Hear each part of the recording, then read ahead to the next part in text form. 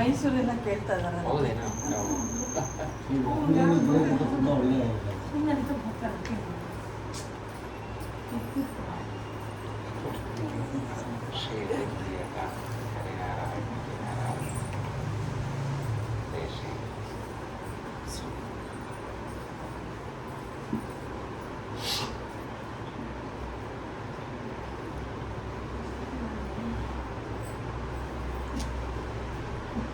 व्यासाय भवनाशाय श्रीशाय गुणराशये हृद्याय शुद्धविद्याय मध्वाय च नमो नमः। यो विप्रलम्भविपरीतमतिप्रभूतवादान्निरस्य कृतवान् भुवि तत्त्ववादं सर्वेश्वरो हरिरिति प्रतिपादयन्तम् आनन्दतीर्थमुनिवर्यमहं नमामि। भवति यदनुभावादेडमूकोऽपि वाग्मी जडमतिरपि जन्तुर्जायते प्राज्ञमौलिः सकलवचनचेतो देवता भारती सा मम वचसि निधत्तां सन्निधिं मानसे च। अनवद्यात्मचारित्र्यं वारिखद्योतभास्करं विद्यामान्यगुरुं वन्दे विद्याविद्योतभास्वरम्। महत्कृतिशतैर्नित्यं विश्वरक्षणदीक्षितान् विश्वेशतीर्थचरणान् वन्दे विद्यागुरून् मम। आपादमौलिपर्यन्तं गुरूणामाकृतिं स्मरेत् तेन विघ्नाः प्रणश्यन्ति सिद्ध्यन्ति च मनोरथाः। पृथ्वीमण्डलमध्यस्थाः पूर्णबोधमतानुगाः वैष्णवाः विष्णुहृदयाः तान् नमस्ये गुरून् मम। श्रीगुरुभ्यो नमः। श्रीमदानन्दतीर्थभगवत्पादाचार्यगुरुभ्यो नमः। हरिः ओम हरिः ओम हरिः ओम। आपदाम् अपहर्तारं दातारं सर्वसम्पदां लोकाभिरामं श्रीरामं भूयो भूयो नमाम्यहम्। राघवो विजयं दद्यात् मम सीतापतिप्रभुः राघवस्य पदद्वन्द्वं दद्यादमितवैभवम्। रामाय रामभद्राय रामचन्द्राय वेदसे रघुनाथाय नाथाय सीताया पतये नमः। ज्ञाने विरागे हरिभक्तिभावे धृतिस्थितिप्राणबलेषु योगे बुद्धौ च नान्यो हनुमत्समानः पुमान् कदाचित् क्वच कश्चनैव। प्रथमो हनुमान् नाम द्वितीयो भीम एव च पूर्णप्रज्ञस्तृतीयस्तु भगवत्कार्यसाधकः। हरिः ओम्। रामाय शाश्वतसुविस्तृतषड्गुणाय सर्वेश्वराय बलवीर्यमहार्णवाय नत्वा लिलङ्घयिषुरर्णवमुत्पपात निष्पीड्यतं गिरिवरं पवनस्य सूनुः। चुक्षोभवारिधिरनुप्रयोज शीघ्रं यादो गणैः सह तदीयबलाभिकृष्टः। वृक्षाश्च पर्वतगता पवनेन पूर्वं क्षिप्तोर्णवे गिरिरुदागमदस्य हेतोः। श्यालोहरस्य गिरिपक्षविनाशकाले क्षिप्तोर्णवे समृतोर्वरितात्मपक्षः। हैमो गिरिपवनजस्य तु विश्रमार्थम् उद्भिद्य वारिधिमवर्दधनेकसानुः। नैवात्र विश्रमणमैच्छद विश्रमोऽसौ निस्सीमपौरुषबलस्य कुतः श्रमोऽस्य। आश्लिष्य पर्वतवनं सतदर्श गच्छन् देवैस्तु नागजननीं प्रहितां वरेण। जिज्ञासुभिर्निजबलं तव भक्ष्यमेतो यद्यत्त्वमिच्छसि तदित्यमरोदितायाः। आस्यं प्रविश्य सपदि प्रविनिसृतोऽस्माद्देवाननन्द यदुतस्मृतमेषु रक्षन्। दृष्ट्वा सुरप्रणयितां बलमस्य चोग्रं देवाप्रतुष्टुरमुं सुमनोभिवृष्टं। वृष्ट्या तैरादृतः पुनरसो वियतैव गच्छन् छायाग्रहं प्रति ददर्श च सिंहिकाख्यं। लङ्कावनाय सकलस्य च निग्रहे स्याः सामर्थ्यमप्रतिहतं प्रददौ विधाता। छायामवाक्षिपतसौ पवनात्मजस्य सोऽस्याः शरीरमनुविश्य बिभेद चाशु। ಇಷ್ಟ ಆಗಿತ್ತಲ್ಲ ನಿನ್ನೆ. ಇಷ್ಟರ್ಥ ಇದು ಶ್ರೀಮದ್ ಆಚಾರ್ಯರ ಮಹಾಭಾರತ ತಾತ್ಪರ್ಯ ನಿರ್ಣಯದಲ್ಲಿ ಬಂದ 7ನೇ ಅಧ್ಯಾಯ ಪ್ರಾರಂಭದ ದಿವಸದಲ್ಲಿ ಹೇಳಿದಂತೆ ಇಡೀ ಸುಂದರಕಾಂಡದ ವಾಲ್ಮೀಕಿಗಳ ರಾಮಾಯಣದ ಆ ಸಾರವನ್ನು 50 ಶ್ಲೋಕಗಳಲ್ಲಿ ಸೆರೆ ಹಿಡಿದಿದ್ದಾರೆ. ಅದರಲ್ಲಿ ಪ್ರಾರಂಭದ ಸುಂದರಕಾಂಡದ ಮೊದಲನೆಯ ಸರ್ಗ ಬಹಳ ದೊಡ್ಡದು, ಸುಮಾರು 150ಕ್ಕಿಂತಲೂ ಹೆಚ್ಚಿನ ಶ್ಲೋಕಗಳನ್ನು ಒಳಗೊಂಡಿದೆ. ಆ ಭಾಗವನ್ನು 2 ಸರ್ಗಗಳನ್ನು ಕಳೆದ 2 ದಿವಸಗಳಲ್ಲಿ ನಾವು ನೋಡಿದ್ದೇವೆ. ನಿನ್ನೆ ದಿವಸ ನಾವು ಕಂಡಂತೆ ಎಲ್ಲ ದೇವತೆಗಳು ಭಗವಂತ ಹನುಮಂತನ ಪರಾಕ್ರಮವನ್ನು ನಾವು ನೋಡಬೇಕು. ಕೇವಲ ನಮಗೆ ಗೊತ್ತಿದೆ ಹನುಮಂತನ ಪರಾಕ್ರಮ, ಲೋಕಕ್ಕೆ ಗೊತ್ತಾಗಬೇಕು. ಹನುಮಂತ ಅಂದರೆ ಯಾರು? ಬರೀ ಒಬ್ಬ ಸಾಧಾರಣವಾದ ಕಪಿ ಅಂತ ಭಾವನೆ ಬರಬಾರದು. ಅದು ಅಂತಿಂಥ ಕಪಿ ಅಲ್ಲ. ಇದು ಇಂಥ ಕಪಿ ಪ್ರಾಯ ಜಗತ್ತಿನಲ್ಲಿ ಎಲ್ಲಿ ಹುಡುಕಿದ್ರು ಸಿಗಲಿಕ್ಕೆ. ಹಾಗೆ ಗೊತ್ತಾಗಬೇಕು ಲೋಕಕ್ಕೆ. ಅದಕ್ಕೋಸ್ಕರ ದೇವತೆಗಳು ಬಹಳ ಉಪಾಯವನ್ನು ಮಾಡಿ ಆ ನಾಗಜನನಿ ಸುರಸ ಎಂಬ ಹೆಸರಿನಿಂದ ಆ ನಾಗಜನನಿಯನ್ನ ಎಲ್ಲ ದೇವತೆಗಳು ತಾವು ಕಳುಹಿಸಿಕೊಟ್ಟಿದ್ದಾರೆ. ನಾಗಜನನಿ ಬಂದಿದ್ದಾಳೆ. 90 ಯೋಜನ ಬೆಳೆದ ಹನುಮಂತನ ದೇಹವನ್ನು ನುಂಗಬೇಕು ಅಂತ ಹೇಳಿ 100 ಯೋಜನ ವಿಸ್ತೃತವಾದ ಬಾಯಿಯನ್ನು ತೆರೆದಿದ್ದಾಳೆ. ಅಣಿಮಾದಿ ಅಷ್ಟ ಸಿದ್ಧಿಯನ್ನು ಪಡೆದ ಹನುಮಂತ ಕ್ಷಣ ಮಾತ್ರದಲ್ಲಿ ಸಣ್ಣ ದೇಹವನ್ನು ಪಡೆದು ಅವಳ ಬಾಯಿಯ ಒಳಗೆ ಹೊಕ್ಕು ಹೊರಗಡೆ ಬಂದಾಗ ಆ ನಾಗಜನನಿಗೆ ಬಹಳ ಆಶ್ಚರ್ಯ ಕಾದಿದೆ. ವಿಘ್ನವನ್ನುಂಟು ಮಾಡಬೇಕು ಅಂತ ಬಂದ ವ್ಯಕ್ತಿ ಹನುಮಂತನ ಈ ಪರಾಕ್ರಮವನ್ನ ಪೌರುಷವನ್ನ ಕಂಡು ತಾನೇ ಹೇಳಿಬಿಡುತ್ತಾಳೆ, ಸುರಸೆ ಅರ್ಥಸಿದ್ಧೈ ಹರಿಶ್ರೇಷ್ಠ ಗಚ್ಚ ಸೌಮ್ಯ ಯಥಾ ಸುಖಂ ಹೇಳ್ತಾ ಇದ್ದಾಳೆ. ರಾಮಕಾರ್ಯಕ್ಕೋಸ್ಕರ ಹೊರಟಿದ್ದಿ, ನಿನ್ನ ಪರಾಕ್ರಮವನ್ನು ಜಗತ್ತಿಗೆ ತಿಳಿಸಬೇಕು ಅಂತ ಅಡ್ಡಿಪಡಿಸಿದವಳೆ ವಿನಃ ನಿನ್ನ ಕಾರ್ಯಕ್ಕೆ ಅಡ್ಡ ಮಾಡಬೇಕು ಅಂತ ದುರುದ್ದೇಶ ನನ್ನದಿಲ್ಲ.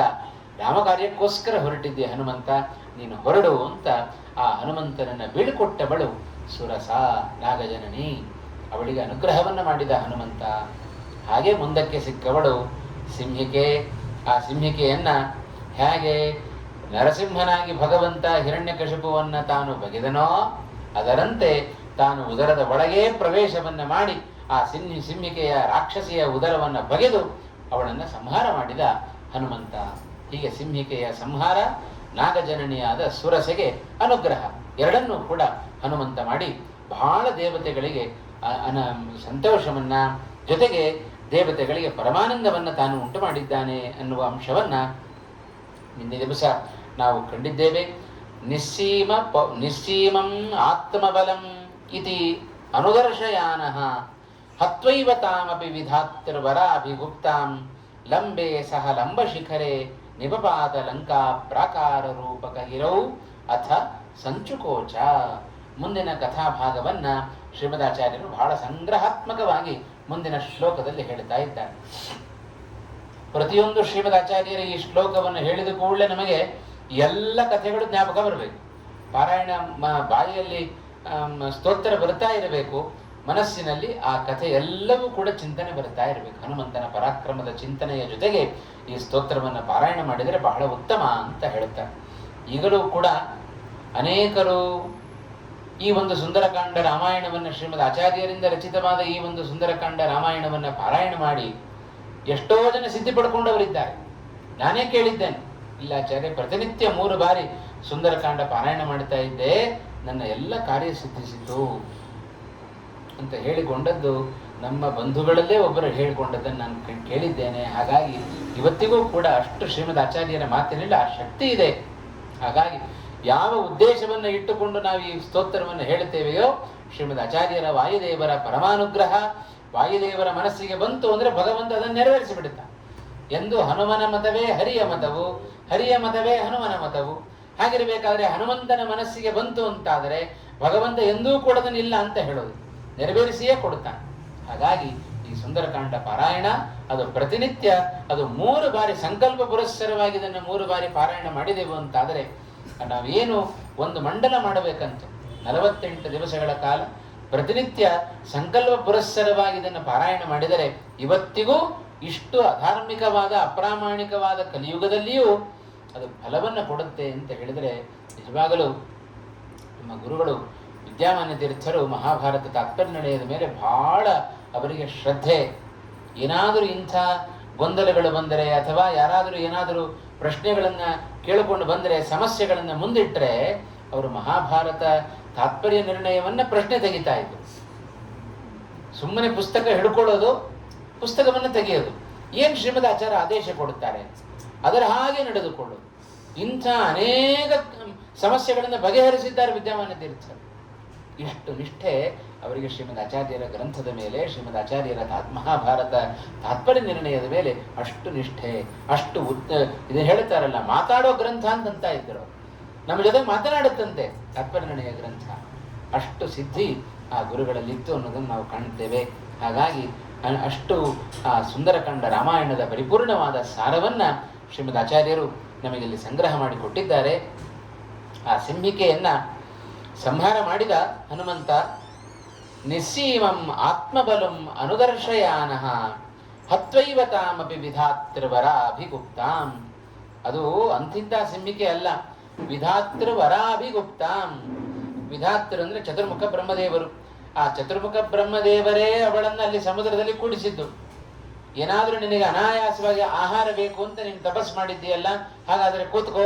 ಯಾರು ಲಂಕಾಪಟ್ಟಣಕ್ಕೆ ಸಮುದ್ರಯಾನದ ಮೂಲಕ ಲಂಕಾಪಟ್ಟಣವನ್ನು ಯಾರು ಪ್ರವೇಶ ಮಾಡುತ್ತಾರೆಯೋ ಅವರೇ ನಿನಗೆ ಆಹಾರವಾಗಲಿ ಅಂತ ಬ್ರಹ್ಮದೇವರು ಸಾಕ್ಷಾತ್ತಾಗಿ ವರವನ್ನು ಕೊಟ್ಟು ಕೂಡಿಸಿದ್ದಾರೆ.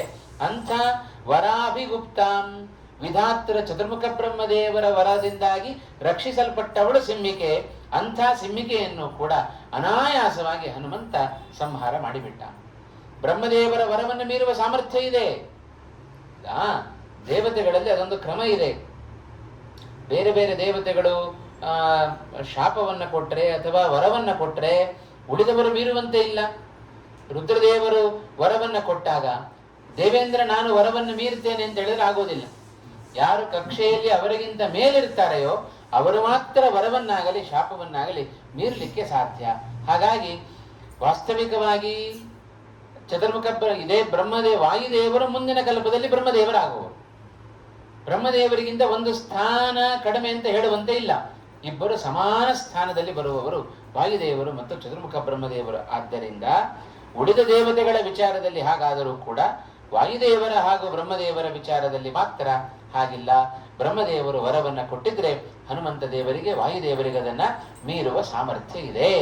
ಹಾಗಾಗಿ ಬ್ರಹ್ಮದೇವರಿಂದ ವರವನ್ನು ಪಡೆದುಕೊಂಡಿದ್ದರೂ ಕೂಡ ಆ ಸಿಂಹಿಕೆಯನ್ನ ಸಂಹಾರ ಮಾಡಿದ್ದಾರೆ ವಾಯುದೇವರು ಹನುಮಂತನಾಗಿ ಅನ್ನೋದನ್ನ ನಾವು ಈ ಸಂದರ್ಭದಲ್ಲಿ ಕಾಣಬಹುದು. ಇಂಥ ಹನುಮಂತ ಸಿಂಹಿಕೆಯನ್ನ ಸಂಹಾರ ಮಾಡಿ ಇನ್ನೇನು ರಾತ್ರಿ ಆಗ್ತಾ ಇದೆ, ಹಗಲು ಕಳೀತಾ ಇದೆ, ಅಷ್ಟರ ಒಳಗೆ ಲಂಕಾಪುರವನ್ನು ಪ್ರವೇಶ ಮಾಡಬೇಕು. ಲಂಬೆ ಸಹ ಲಂಬ ಶಿಖರೆ ನಿಪಪಾತ ಲಂಕಾ ಪ್ರಾಕಾರ ರೂಪಕ ಗಿರೌ ಅಥ ಸಂಚುಕೋಚ. ಮುಂದೇನು ಮಾಡಿದರು ಹನುಮಂತ ದೇವರು ಅಂತ ಹೇಳಿದರೆ, ಲಂಕಾಪಟ್ಟಣದ ಸುತ್ತಲೂ ಒಂದು ಪರ್ವತ, ಅದನ್ನು ತ್ರಿಕೂಟ ಪರ್ವತ ಅಂತ ಕರೀತಾರೆ. ಅಂಥ ತ್ರಿಕೂಟ ಪರ್ವತದಲ್ಲಿ ತುಂಬಾ ಉದ್ದುದ್ದವಾದ ಶಿಖರಗಳು. ಲಂಬ ಶಿಖರ, ಲಂಬ ಶಬ್ದಕ್ಕೆ ಉದ್ದವಾದದ್ದು ಅಂತ ಅರ್ಥ. ಅತ್ಯಂತ ಉದ್ದವಾದ ಶಿಖರಗಳನ್ನು ಒಳಗೊಂಡ ಪರ್ವತ ಅದು ತ್ರಿಕೂಟ ಪರ್ವತ. ಲಂಕಾಪಟ್ಟಣದ ಸುತ್ತಲೂ ಸುತ್ತಿಕೊಂಡಿದೆ. ಅಂಥ ಪರ್ವತದ ಮೇಲೆ ನಿಪಪಾತ, ಅಲ್ಲಿ ಹೋಗಿ ಹನುಮಂತ ತಾನು ಇಳಿತಾ ಇದ್ದಾನೆ. ಮೇಲಿಂದ ಹಾರತಾ ಇದ್ದವ ಆ ಲಂಬ ಶಿಖರದಲ್ಲಿ ತ್ರಿಕೂಟ ಪರ್ವತದಲ್ಲಿ ರಾತ್ರಿಯ ಹೊತ್ತಾಗಿದೆ, ಸಂಜೆಯ ಸಮಯ. ಆ ಸಮಯದಲ್ಲಿ ಆ ಲಂಕಾಪಟ್ಟಣದ ತ್ರಿಕೂಟ ಪರ್ವತದ ಬಳಿಯಲ್ಲಿ ಹನುಮಂತ ತಾನು ಅಲ್ಲಿ ಹೋಗಿ ಇಳಿತಾ ಇದ್ದಾನೆ. ಅಥ ಸಂಚುಕೋಚ. ನಂತರದಲ್ಲಿ ಹನುಮಂತ ಮಾಡಿದ ಕೆಲಸ, ಬಹಳ ದೊಡ್ಡ ಗಾತ್ರದ ದೇಹವನ್ನು ತೆಗೆದುಕೊಂಡು ಹಾರಲಿಕ್ಕೆ ಪ್ರಾರಂಭವನ್ನು ಮಾಡಿದ ಹನುಮಂತ ಅಥ ಸಂಚುಕೋಚ. ಲಂಕಾಪಟ್ಟಣದಲ್ಲಿ ಇಳಿದ ನಂತರ ತನ್ನ ದೇಹವನ್ನ ಬಹಳ ಸಂಕೋಚ ಮಾಡಿಕೊಂಡ. ಬಹಳ ಎತ್ತರದ ದೇಹ, ಆ ಎತ್ತರದ ದೇಹವನ್ನ ಎಷ್ಟು ಸಂಕೋಚ ಮಾಡುತ್ತಾ ಇದ್ದಾನೆ. ಭೂತ್ವಾ ಬಿಡಾಲ ಸಮಿತೋ ನಿಶಿತಾಂ ಪುರಿಂಚ ಪ್ರಾಪ್ಸ್ಯಂದದರ್ಶ ನಿಜ ರೂಪವತೀಂ ಸಲಂಕಾಂ. ಅಲ್ಲಿ ಹೋಗಿ ಇಳಿದಿದ್ದಾನೆ ಲಂಕಾಪಟ್ಟಣವನ್ನ. ತನ್ನ ಇಡೀ ದೊಡ್ಡ ಗಾತ್ರದ ದೇಹವನ್ನ ಸಣ್ಣ ಬೆಕ್ಕಿನ ಗಾತ್ರದಲ್ಲಿ ಆ ತನ್ನ ದೇಹವನ್ನು ಮಾಡಿಕೊಳ್ಳುತ್ತಾ ಇದ್ದಾನೆ ಹನುಮಂತ. ಏನು ಬೇಕಾದರೂ ಮಾಡುವ ಸಾಮರ್ಥ್ಯ ಇದೆ. ಎಷ್ಟು ಬೇಕಾದರೂ ಎತ್ತರಕ್ಕೆ ತನ್ನ ದೇಹವನ್ನು ಬೆಳೆಸಬಹುದು, ಎಷ್ಟು ಬೇಕಾದರೂ ತನ್ನ ದೇಹವನ್ನ ಅವ ಚಿಕ್ಕದನ್ನಾಗಿ ಮಾಡಿಕೊಳ್ಳಬಹುದು. ಹನುಮಂತ ದೇವರಿಗೆ ಆ ಸಾಮರ್ಥ್ಯ ಇದೆ ಅಂತ ಪ್ರತ್ಯೇಕವಾಗಿ ನಾವೇನು ಹೇಳಬೇಕಾಗಿಲ್ಲ. ಯಾಕೆಂದರೆ ಜಗತ್ತಿನಲ್ಲಿರುವ ಎಲ್ಲ ಪ್ರಾಣಿ ಪಕ್ಷಿಗಳ ಒಳಗೂ ವಾಯುದೇವರಿದ್ದಾರೆ. ಇವತ್ತು ನಮ್ಮ ಕಣ್ಣಿಗೆ ಕಾಣದ ಸಣ್ಣ ಸಣ್ಣ ಕ್ರಿಮಿಗಳು ಅವುಗಳು ಓಡಾಡುತ್ತವೆ, ಅವುಗಳು ಜೀವಿಸ್ತವೆ, ಅವುಗಳು ಆಹಾರವನ್ನು ಸ್ವೀಕಾರ ಮಾಡುತ್ತವೆ. ಆ ಸಣ್ಣ ಕ್ರಿಮಿಯ ದೇಹ ಅದು ಚಲನೆ, ಆ ದೇಹದಲ್ಲಿ ಚಲನೆ ಕಾಣ್ತಾ ಇದೆ ಅಂದ್ರೆ ಒಳಗಡೆ ಪ್ರಾಣದೇವರಿದ್ದಾರೆ ಅಂತ. ಎಷ್ಟು ಸಣ್ಣದಿರಬೇಡ, ನಮ್ಮ ಕಣ್ಣಿಗೆ ಕಾಣಿಸದ ಆ ಅಣುವಿನ ಒಳಗೂ ಅಣುವಾಗಿ ವಾಯುದೇವರು ಸೇರ್ಕೊಂಡಿದ್ದಾರೆ ಅಂತ ಹೇಳಿದರೆ ಆ ವಾಯುದೇವರು ಎಷ್ಟು ಬೇಕಾದರೂ ಸಣ್ಣದಾಗ್ಲಿಕ್ಕೆ ಗೊತ್ತಿದೆ, ಎಷ್ಟು ಬೇಕಾದರೂ ದೊಡ್ಡದಾಗ್ಲಿಕ್ಕೆ ವಾಯುದೇವರಿಗೆ ಗೊತ್ತಿದೆ. ಹಾಗಾಗಿ ಅಣಿಮಾದಿ ಅಷ್ಟ ಸಿದ್ಧಿಯನ್ನು ಪಡೆದವರು ವಾಯುದೇವರಾದ್ದರಿಂದ ಸಣ್ಣ ಬೆಕ್ಕಿನ ಗಾತ್ರದಲ್ಲಿ ಆ ದೇಹವನ್ನು ಪಡೆದು ಆ ಲಂಕಾಪಟ್ಟಣವನ್ನ ನಿಶಿತಾಂ ಪುರೀಂಚ ಪ್ರಾಪ್ಸ್ಯನ್ ದದರ್ಶ ನಿಜರೂಪವತೀಂ ಸಹ ಲಂಕಾಂ. ಅಲ್ಲಿ ಹೋಗಿ ನೋಡ್ತಾ ಇದ್ದಾರೆ, ಎರಡನ್ನ ಕಂಡ್ರು. ಒಂದು ಲಂಕಾಪಟ್ಟಣವನ್ನ ಕಾಣ್ತಾ ಇದ್ದಾರೆ. ಎಷ್ಟು ಸುಂದರ ಲಂಕಾಪಟ್ಟಣ! ಸುಮಾರು 2 ಸರ್ಗಗಳಲ್ಲಿ ಆ ರಾವಣನಿಂದ ನಿರ್ಮಿತವಾದ ಲಂಕಾಪಟ್ಟಣದ ವರ್ಣನೆಯನ್ನ ಮಾಡಿದ್ರು ವಾಲ್ಮೀಕಿಗಳು ಸುಂದರಕಾಂಡದಲ್ಲಿ. ಬಹಳ ಚೆನ್ನಾಗಿತ್ತು. ಒಂದು ಮಾತು ಹೇಳುತ್ತಾರೆ ವಾಲ್ಮೀಕಿಗಳು, ರಾವಣನ ಲಂಕಾಪಟ್ಟಣ ಹೇಗಿತ್ತು ಅಂತ ಕೇಳಿದರೆ, ಸ್ವರ್ಗದಲ್ಲಿರುವ ಅಮರಾವತಿ ದೇವೇಂದ್ರನ ಪಟ್ಟಣ ಏನಿದೆ ಅಮರಾವತಿ, ಅದಕ್ಕಿಂತಲೂ ಚೆನ್ನಾಗಿತ್ತಂತೆ ರಾವಣನಿಂದ ನಿರ್ಮಿತವಾದ, ರಾವಣನಿಂದ ಪಾಲಿತವಾದ ಲಂಕಾಪಟ್ಟಣ. ಯಾಕೆಂದ್ರೆ ರಾವಣನಿಗೆ ಅದೊಂದು ದುಷ್ಟ ಸ್ವಭಾವ. ರಾವಣನ ಸ್ವಭಾವ ಏನು? ಅವನದ್ದೊಂದು ಇಚ್ಛೆ ಏನಪ್ಪಾ ಅಂತ ಹೇಳಿದರೆ, ಜಗತ್ತಿನಲ್ಲಿ ಯಾವುದು ಚೆನ್ನಾಗಿದೆಯೋ ಅದೆಲ್ಲ ನನ್ನ ಲಂಕಾಪಟ್ಟಣದಲ್ಲಿ ಇರಬೇಕು ಅನ್ನೋದು ರಾವಣನ ಇಚ್ಛೆ. ಈ ಇಚ್ಛೆಯನ್ನೇ ದುರುಪಯೋಗ ಪಡಿಸಿಕೊಂಡವಳು ಶೂರ್ಪಣಖಿ. ಹಾಗಾಗಿ ಸೀತಾಪಹರಣ ಆದದ್ದು ಅದೇ ಉದ್ದೇಶಕ್ಕೋಸ್ಕರ. ಆ ಸೀತೆಯನ್ನ ಬಹಳ ಚೆನ್ನಾಗಿ ವರ್ಣನೆ ಮಾಡುತ್ತಾಳೆ ಶೂರ್ಪಣಖಿ. ಒಂದು ರಾವಣನ ಎದುರಿಗೆ, ರಾವಣ ಎಷ್ಟು ಸುಂದರಿ ಗೊತ್ತೇನೋ ಸೀತೆ, ಅವಳಂಥ ಸುಂದರಿ ಜಗತ್ತಿನಲ್ಲಿ ಮತ್ತೆ ಯಾರು ಸಿಗಲಿಕ್ಕೆ ಸಾಧ್ಯ ಇಲ್ಲ. ತ್ರಿಲೋಕ ಸುಂದರಿ ಸೀತೆ. ಅಂತ ಸುಂದರಿಯಾದ ಸೀತೆಯನ್ನ ನಿನಗೆ ಹೆಂಡತಿಯನ್ನಾಗಿ ಮಾಡಬೇಕು ಅಂತ ಹೇಳಿ ಕರ್ಕೊಂಡು ಬರಲಿಕ್ಕೆ ಅಂತ ಹೋದಾಗ ನನಗೆ ಈ ವಿಕಾರವನ್ನು ಮಾಡಿದ್ದಾರೆ ರಾಮ ಲಕ್ಷ್ಮಣರು ಅಂತ ಸುಳ್ಳು ಹೇಳಿದ್ವಿ. ಆ ಅರ್ಧ ಸತ್ಯ. ಸೀತೆಯ ರೂಪವನ್ನ ವರ್ಣನೆ ಮಾಡಿದ್ದಾಳಲ್ಲ, ಅದು ಸತ್ಯ. ಅದು ನಿಜವಾಗಲೂ ಸೀತೆ ಜಗದೇಕ ಸುಂದರಿ, ಅವಳು ತ್ರಿಲೋಕ ಸುಂದರಿ. ಹಾಗಾಗಿ ಆದರೆ ರಾವಣನಿಗೆ ಕೂಡಲೇ ತಲೆ ಹೊಡೆದದ್ದೇನಪ್ಪಾ ಅಂತ ಹೇಳಿದ್ರೆ, ಇಷ್ಟು ಸುಂದರವಾದ ವಸ್ತು ನನ್ನ ಲಂಕಾಪಟ್ಟಣದಲ್ಲಿ ಇಲ್ಲ ಅಂದ್ರೆ ಹೇಗೆ? ಅದರ ಹಾಗಾಗಿ ನನ್ನ ಲಂಕಾಪಟ್ಟಣಕ್ಕೆ ತರೋಣ ಅಂತ ಹೇಳಿ ಹೋದವ ಸೀತೆಯನ್ನ ಅಪಹರಣ ಮಾಡಿಕೊಂಡ್ಬರ್ಲಿಕ್ಕೆ. ಹಾಗಾಗಿ ಯಾರೋ ಬಂದು ಹೇಳಿದರಂತೆ ರಾವಣನಿಗೆ, ರಾವಣ ದೇವೇಂದ್ರನ ಅಮರಾವತಿ ಬಹಳ ಚೆನ್ನಾಗಿದೆ ಅಂತ ಹೇಳಿದ್ರು. ಏನು ಮಾಡಿದ ರಾವಣ? ಕೂಡಲೇ ಯಾರು ಕಟ್ಟಿದ್ದು ಸ್ವರ್ಗವನ್ನ, ಅಮರಾವತಿಯನ್ನು ಕಟ್ಟಿದ್ಯಾರು? ವಿಶ್ವಕರ್ಮನಿಂದ ನಿರ್ಮಿತವಾಗಿದೆ, ಕರ್ಕೊಂಡು ಬರ್ರಿ ಅವನನ್ನ ಅಂತಂದ. ಒಂದು ಕ್ಷಣದಲ್ಲಿ ಕರೆದ ವಿಶ್ವಕರ್ಮನನ್ನ. ಮರು ಕ್ಷಣದಲ್ಲಿ ಅಲ್ಲಿ ಬಂದು ನಿಂತಿದ್ದಾನಂತೆ ವಿಶ್ವಕರ್ಮ. ಇದು ರಾವಣನ ತಾಕತ್ತು. ಯಾರು ಯಾವಾಗ ಕರೀತಾರೆಯೋ, ಯಾವ ದೇವತೆಗಳನ್ನು ಕರೀತಾನೆಯೋ ಅವರು ಬರದೇ ಇದ್ರೆ ಅವರ ಕಥೆಯನ್ನು ಮುಗಿಸಿ ಬಿಡುತ್ತಾ ಇದ್ದ ರಾವಣ. ಅದಕ್ಕೆ ನಿನ್ನೆ ದಿವಸ ಹೇಳಿದೆ, ರಾವಣೋ ಲೋಕರಾವಣ, ಯಾರನ್ನು ಬಿಡ್ಲಿಲ್ಲ ರಾವಣ.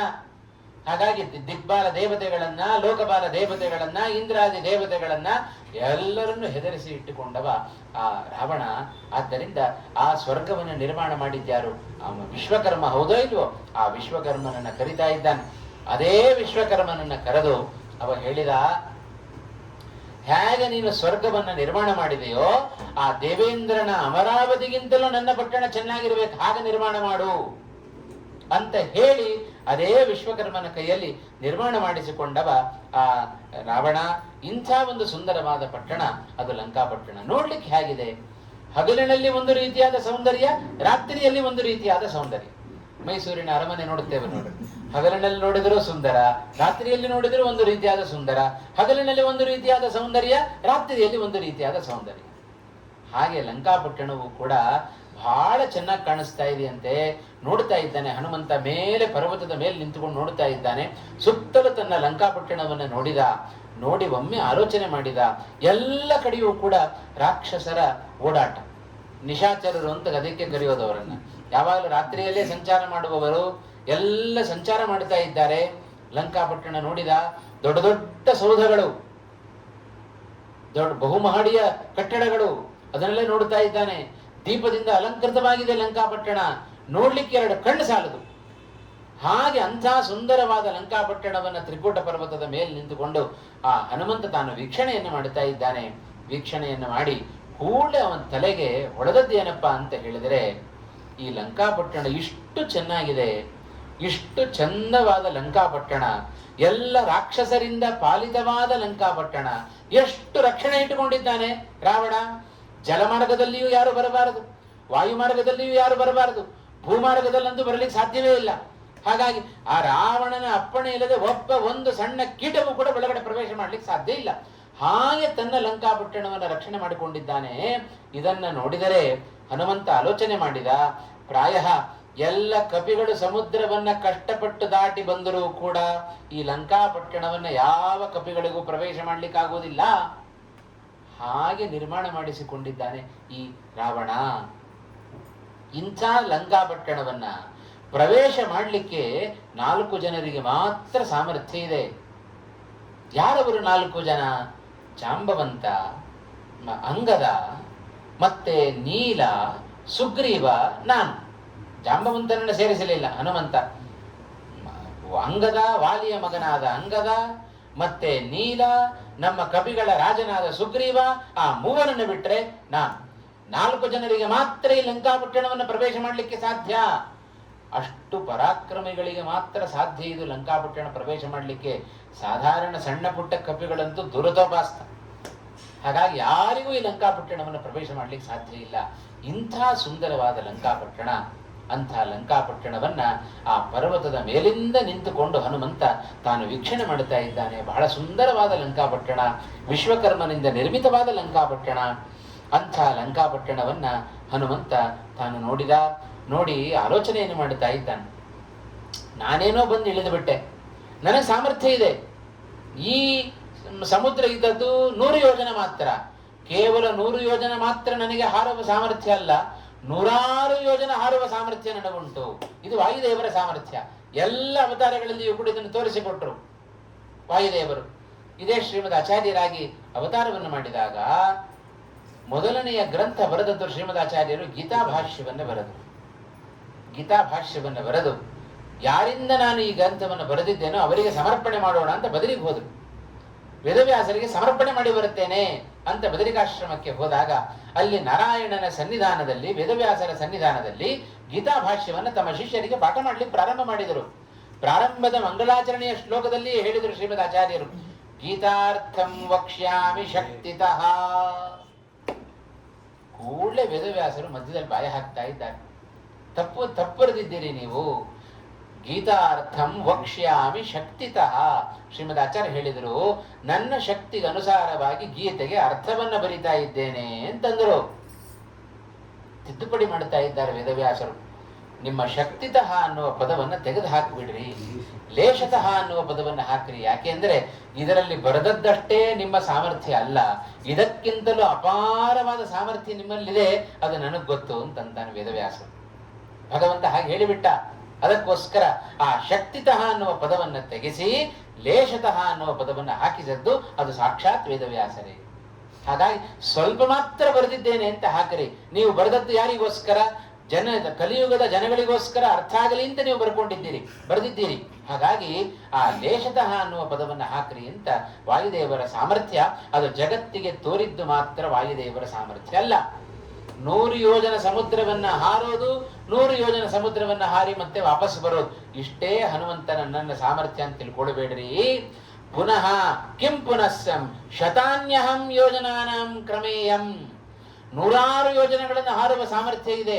ಇದು ಕಿಂ ಪುನಃ ಶತಯೋಜನ, ಇದು 100 ಯೋಜನ ಸಮುದ್ರವನ್ನು ನಾನು ಹಾರಿದ್ದೇನೆ ಅಂತ ನೀವು ಆಶ್ಚರ್ಯ ಪಡಬೇಡ್ರಿ. ಆದರೆ ನನ್ನ ಪಾಲಿಗೆ ಇದು ಆಶ್ಚರ್ಯಕರವಾದ ವಿಷಯ ಅಲ್ಲದೆ ಹೋದರೂ ಉಳಿದ ಕಪಿಗಳ ವಿಚಾರಕ್ಕೆ ಬಂದರೆ ಅವರಿಗೆ ಆಶ್ಚರ್ಯಜನಕವಾದದ್ದೇ ಸರಿ. ಯಾರಿಗೂ ಕೂಡ ಈ ಸಮುದ್ರವನ್ನು ದಾಟಲಿಕ್ಕೆ ಸಾಧ್ಯ ಇಲ್ಲ. ಕಷ್ಟಪಟ್ಟು ಸಮುದ್ರವನ್ನು ದಾಟಿ ಬಂದರೂ ಕೂಡ ಲಂಕಾಪುರವನ್ನು ಪ್ರವೇಶ ಮಾಡಲಿಕ್ಕೆ ಸಾಧ್ಯ ಇಲ್ಲ. ಎಷ್ಟು ಜನ ರಾಕ್ಷಸರು ಎಷ್ಟೆಲ್ಲ ಕಾಪಾಡ್ತಾ ಇದ್ದಾರೆ ಲಂಕಾಪಟ್ಟಣವನ್ನ, ಎಷ್ಟು ರಕ್ಷಣೆಯನ್ನು ಇಟ್ಟುಕೊಂಡಿದ್ದಾನೆ ರಾವಣ. ಇಷ್ಟು ರಕ್ಷಣೆಯನ್ನ ದಾಟಿಕೊಂಡು ಲಂಕಾಪುರವನ್ನು ಪ್ರವೇಶ ಮಾಡೋದು ಬಹಳ ಕಠಿಣ. ನಾನು ಏನು ಮಾಡಲಿ? ಹನುಮಂತ ತಾನು ಆಲೋಚನೆಯನ್ನು ಮಾಡುತ್ತಾ ಇದ್ದಾನೆ. ಹೀಗೆ ಆಲೋಚನೆಯನ್ನು ಮಾಡುತ್ತಾ ಮಾಡುತ್ತಾ ಸಣ್ಣ ಬೆಕ್ಕಿನ ಗಾತ್ರದಲ್ಲಿ ಹನುಮಂತ ತಾನಿದ್ದಾನೆ. ಆ ಬೆಕ್ಕಿನ ಗಾತ್ರದಲ್ಲಿ ಇದ್ದುಕೊಂಡೇ ಲಂಕಾಪುರವನ್ನು ತಾನು ಪ್ರವೇಶ ಮಾಡಬೇಕು ಅಂತ ತಾನು ಪ್ರವೇಶವನ್ನು ಮಾಡಲಿಕ್ಕೆ ಅಂತ ಹೋದಾಗಲೇ ವೃದ್ಧೋ ನಯಾಶ್ವತ ವಿಜಿತ್ಯ ಚ ತಾಂ ಸ್ವಮುಷ್ಟಿ ಪಿಷ್ಟಾಂತಯಾನುಮತ ಏವ ವಿವೇಶ ಲಂಕಾ. ಬಹಳ ಅದ್ಭುತವಾದ ಮಾತನ್ನ ಹೇಳಿದರು ಶ್ರೀಮದಾಚಾರ್ಯರು. ರಾಮಾಯಣದ ಅನೇಕ ಶ್ಲೋಕಗಳ ಸಾರವನ್ನ ಕೇವಲ ಒಂದು ಮಾತಿನಲ್ಲಿ ಸಂಗ್ರಹ ಮಾಡಿಕೊಟ್ಟರು ಶ್ರೀಮದಾಚಾರ್ಯರು. ಮುಂದೆ ಅಡಿ ಇಡ್ತಾ ಇದ್ದಾನೆ ಹನುಮಂತ, ಲಂಕಾಪುರವನ್ನು ಪ್ರವೇಶ ಮಾಡಬೇಕು ಅಂತ ತಾನು ಪ್ರವೇಶವನ್ನ ಮಾಡುತ್ತಾ ಇದ್ದಾನೆ. ಆಗಲೇ ನಿಜ ರೂಪವತೀಂ ಸಹ ಲಂಕಾಂ ಭೂತ್ವಾ ಪ್ರಾಪ್ಸ್ಯನ್ ನಿಜ ರೂಪವತೀಂ ಲಂಕಾಂ ನಿಜ ರೂಪವತೀಂ ದದರ್ಶ.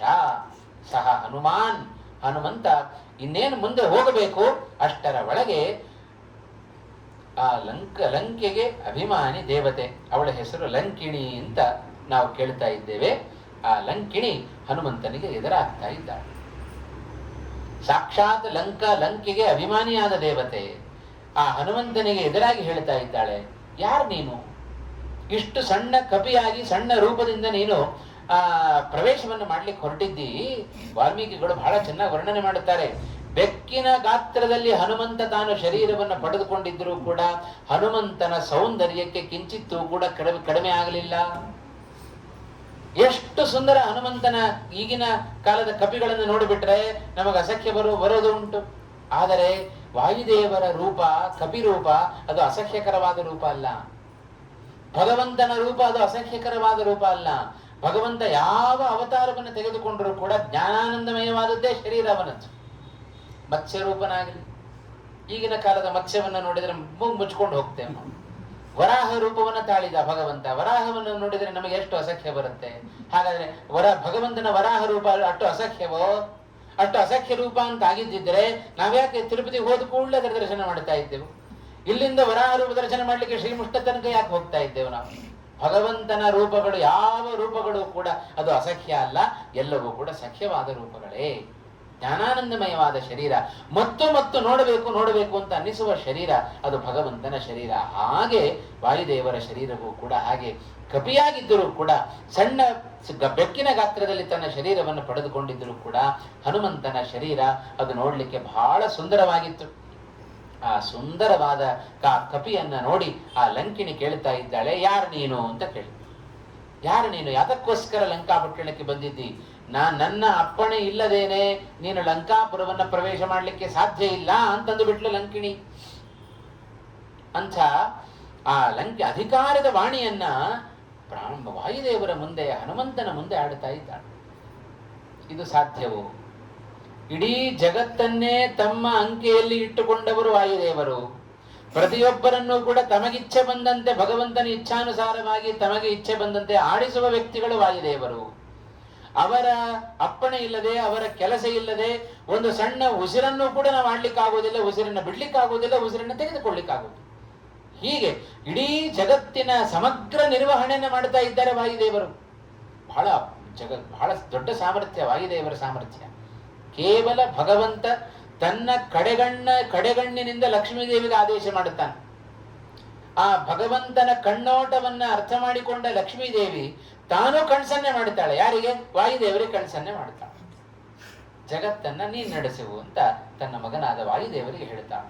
ಭಗವಂತ ಲಕ್ಷ್ಮೀದೇವಿಗೆ ಹೇಳ್ತಾನೆ. ಲಕ್ಷ್ಮೀದೇವಿ ತಾನೂ ಕೂಡ ಕಣ್ಸನ್ನೆಯನ್ನ ಮಾಡಿ ಜಗತ್ತಿನ ವ್ಯಾಪಾರದ ಜವಾಬ್ದಾರಿಯನ್ನ ವಾಯುದೇವರಿಗೆ ಬಿಟ್ಟುಕೊಡ್ತಾರೆ. ವಾಯುದೇವರು ಕಷ್ಟಪಡ್ತಾ ಇದ್ದಾರೋ, ಲಕ್ಷ್ಮೀನಾರಾಯಣರು ಚೆನ್ನಾಗಿ ಕೂತು ವಾಯುದೇವರಿಗೆ ಮಾತ್ರ ಕಷ್ಟ ಕೊಡ್ತಾ ಇದ್ದಾರೆ ಅಂತ ಭಾವಿಸಬೇಡಿ.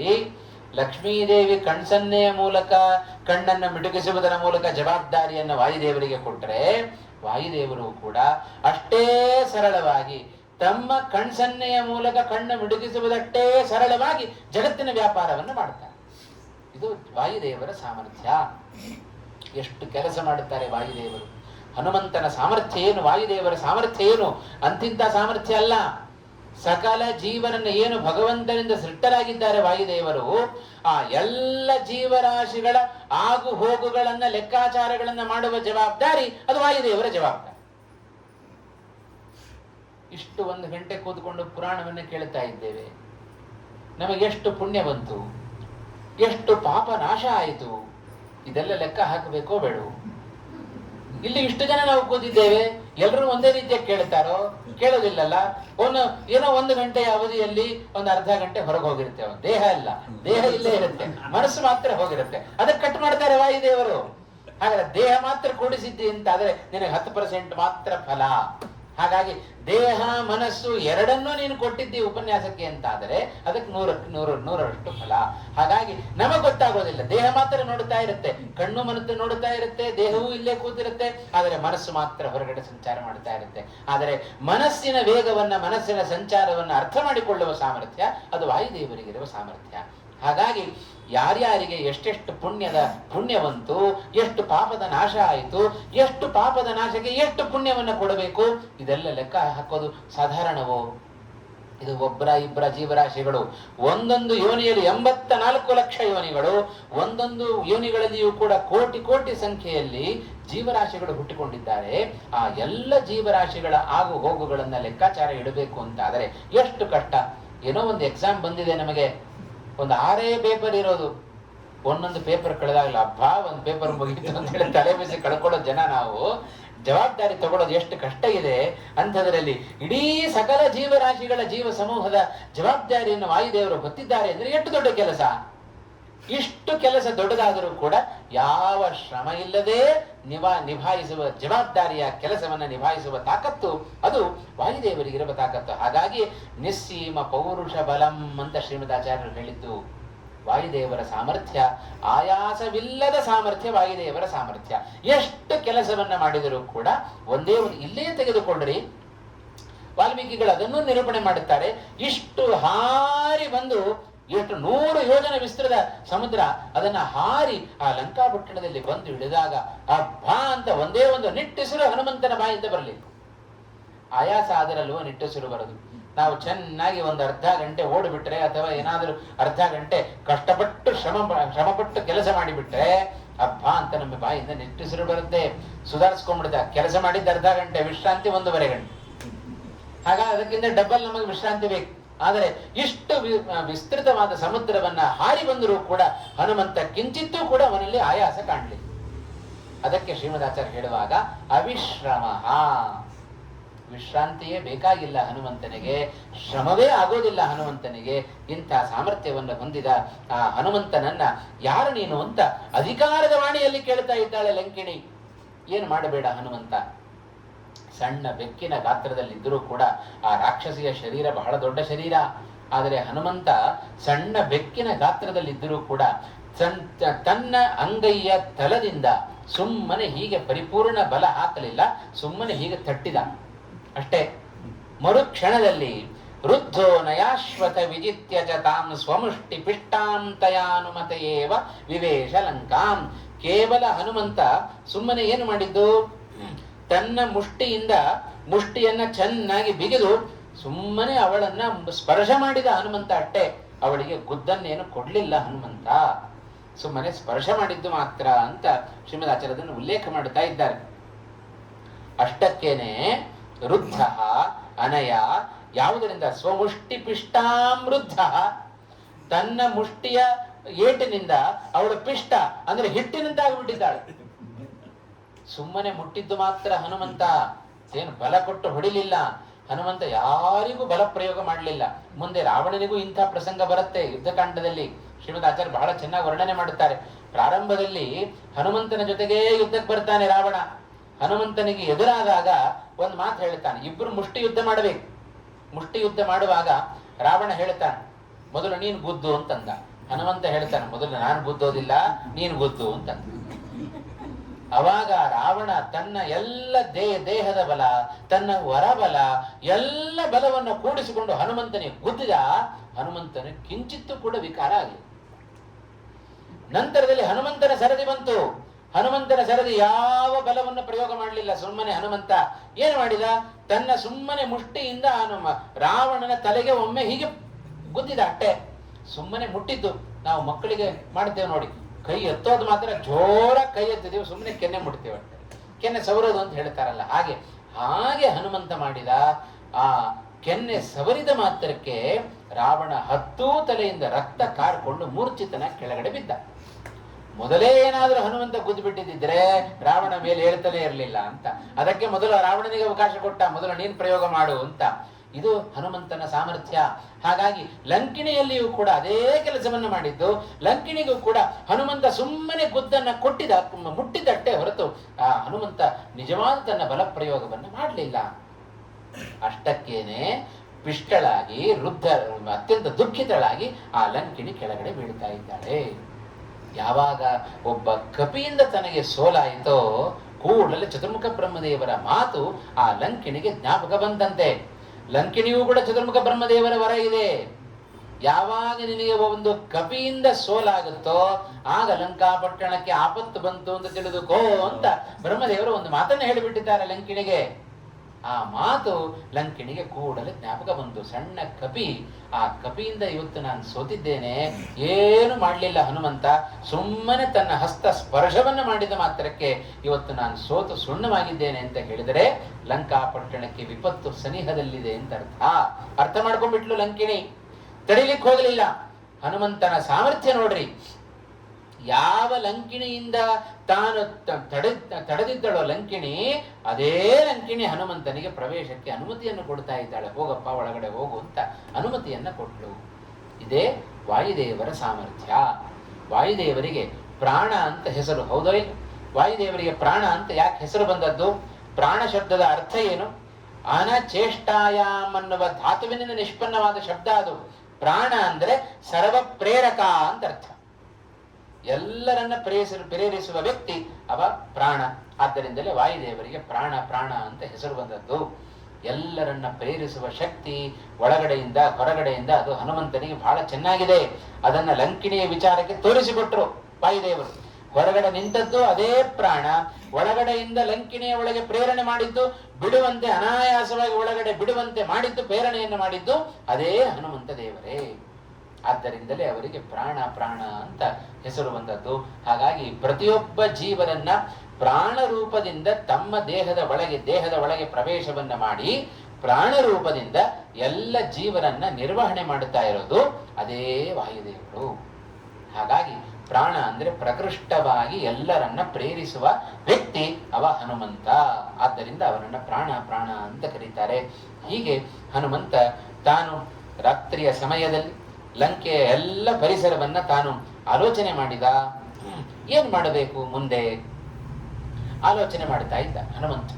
ಇಷ್ಟು ಸುಂದರವಾದ ಪಟ್ಟಣ, ಹೌದು ಲಂಕಾಪಟ್ಟಣ. ನನ್ನನ್ನ ಬಿಟ್ಟರೆ ಮತ್ತೆ ಯಾರಿಗೂ ಕೂಡ ಈ ಲಂಕಾಪಟ್ಟಣವನ್ನು ಪ್ರವೇಶ ಮಾಡ್ಲಿಕ್ಕೆ ಸಾಧ್ಯ ಇಲ್ಲ.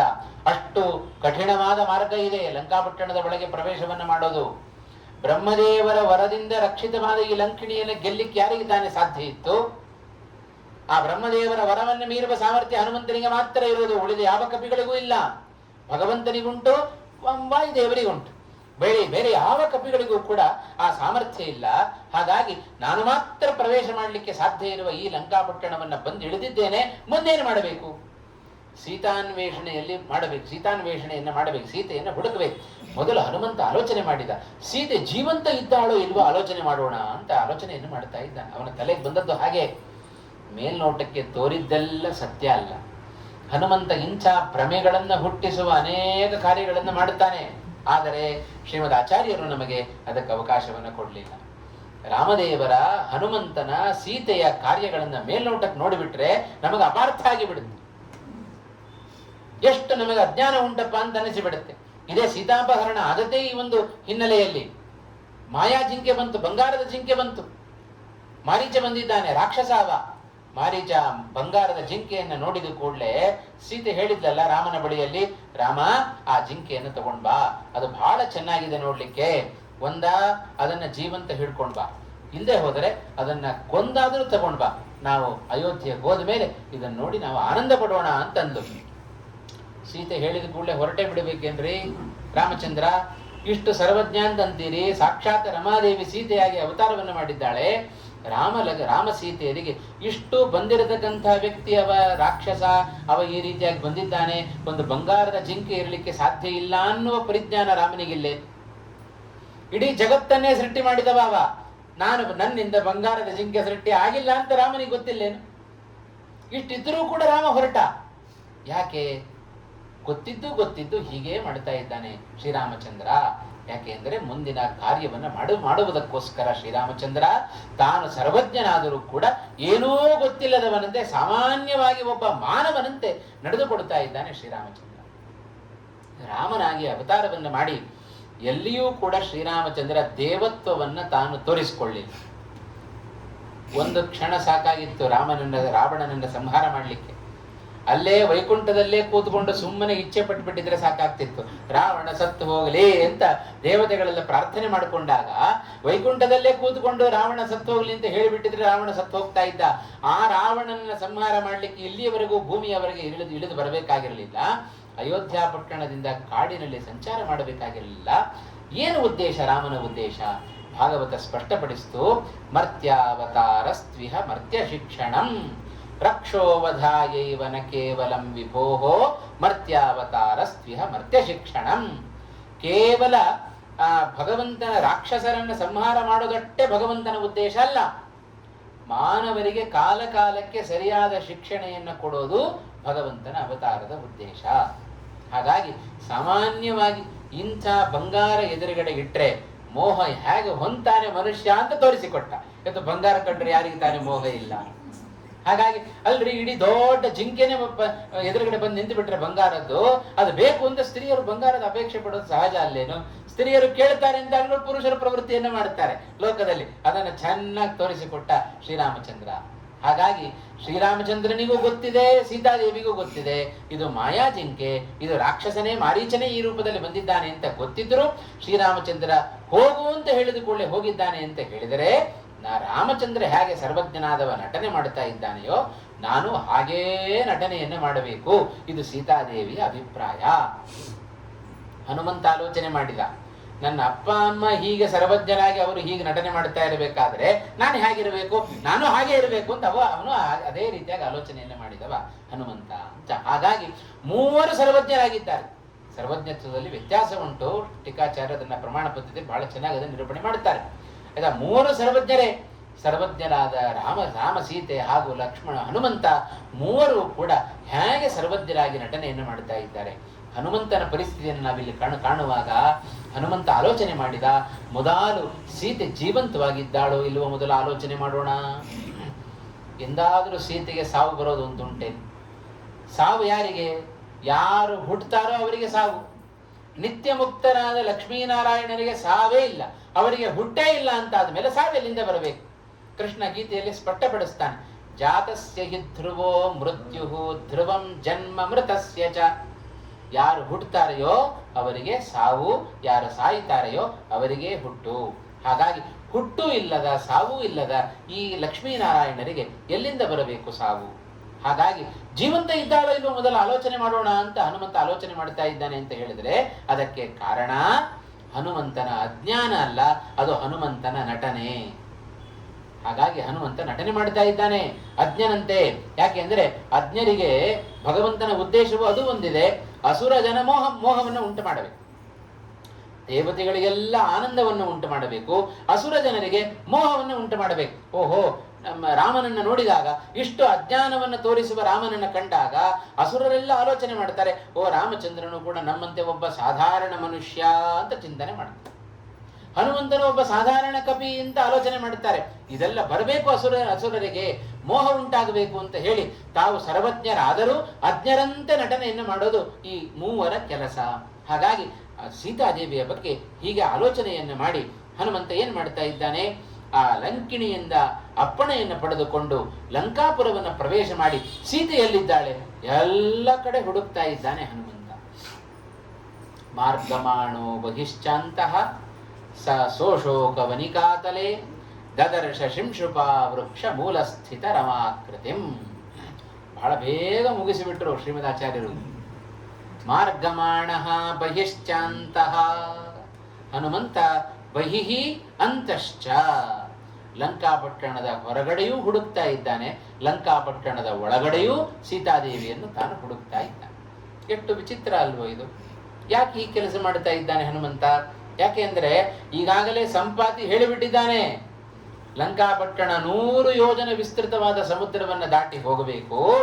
ಆ ಲಂಕಾಪಟ್ಟಣದಲ್ಲಿ ಅಶೋಕವನ, ಆ ಅಶೋಕವನದಲ್ಲಿ ಶಿಂಶುಪ ವೃಕ್ಷ, ಆ ವೃಕ್ಷದ ಬುಡದಲ್ಲಿ ಸೀತಾದೇವಿ ನನ್ನ ಕಣ್ಣಿಗೆ ಕಾಣಿಸ್ತಾ ಇದ್ದಾಳೆ, ಸ್ಪಷ್ಟವಾಗಿ ಹೇಳಿಬಿಟ್ಟಿದ್ದಾನೆ ಸಂಪಾತಿ.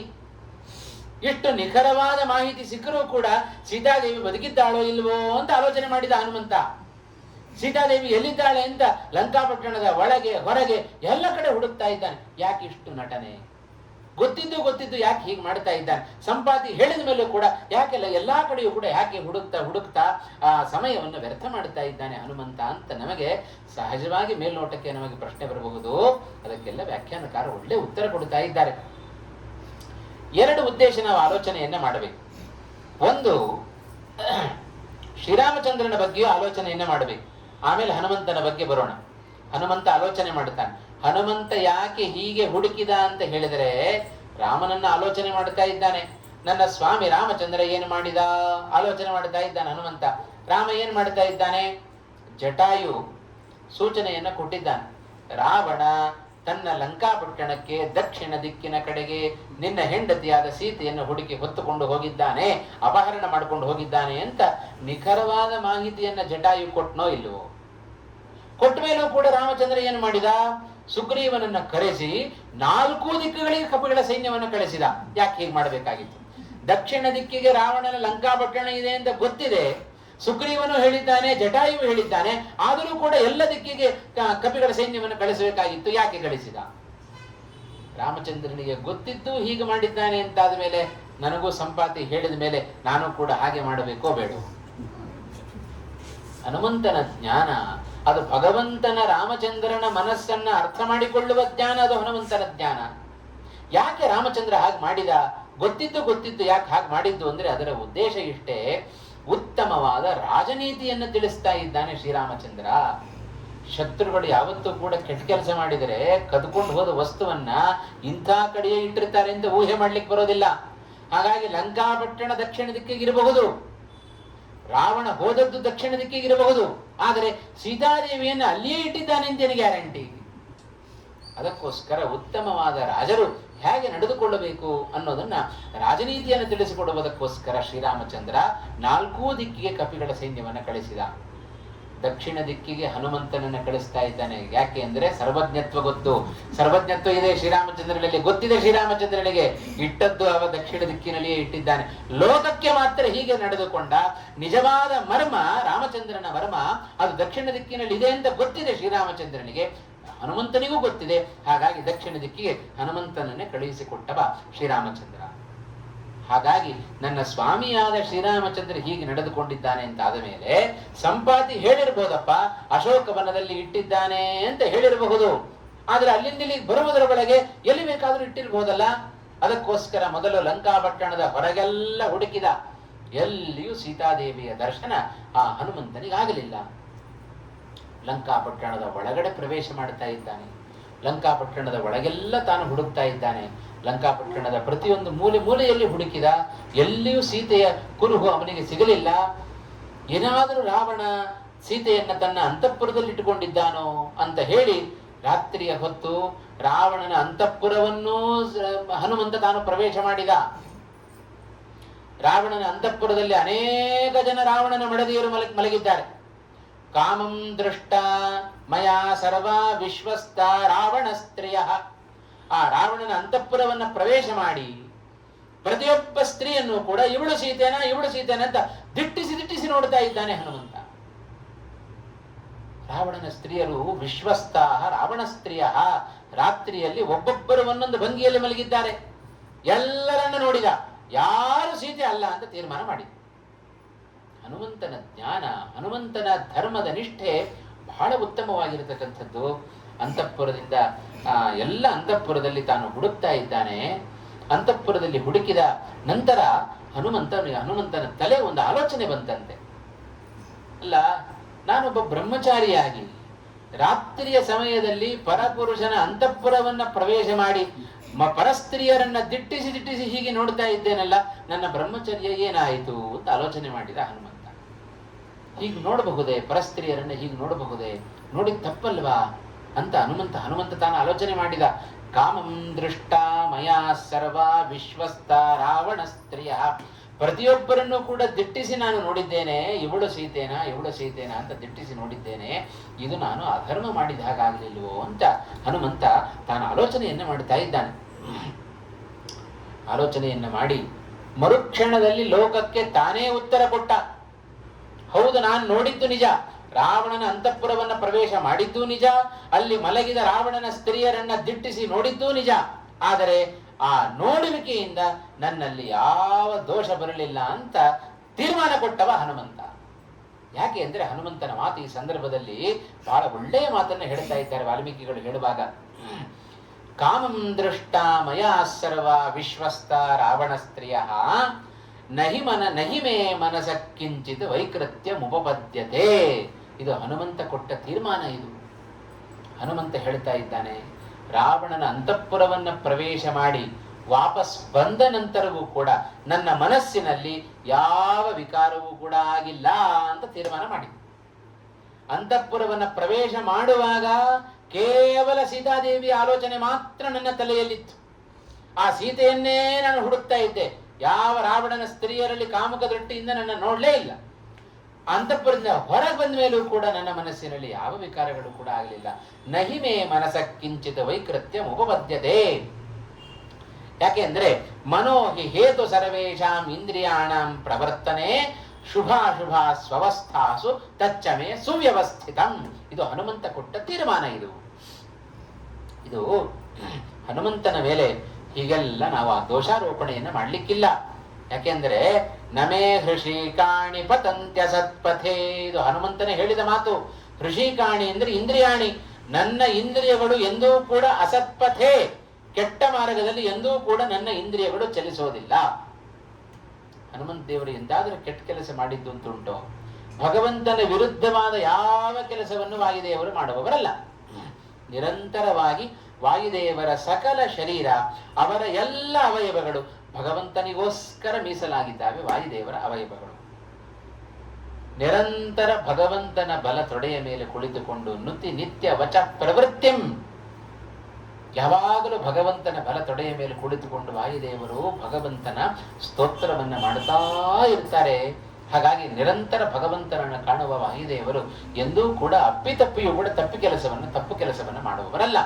ಹಾಗಾಗಿ ಹನುಮಂತ ತಾನು ಹೇಳ್ತಾ ಇದ್ದಾನೆ, ನಾನು ಅಂತಃಪುರವನ್ನು ಪ್ರವೇಶ ಮಾಡುವಾಗಲೂ ಹೇಗೆ ಇತ್ತು ನನ್ನ ಮನಸ್ಸು, ಅಲ್ಲಿಂದ ಹೊರಗೆ ಬಂದ ಮೇಲೂ ಕೂಡ ನನ್ನ ಮನಸ್ಸಿನಲ್ಲಿ ಯಾವ ವಿಕಾರಗಳು ಆಗಲಿಲ್ಲ.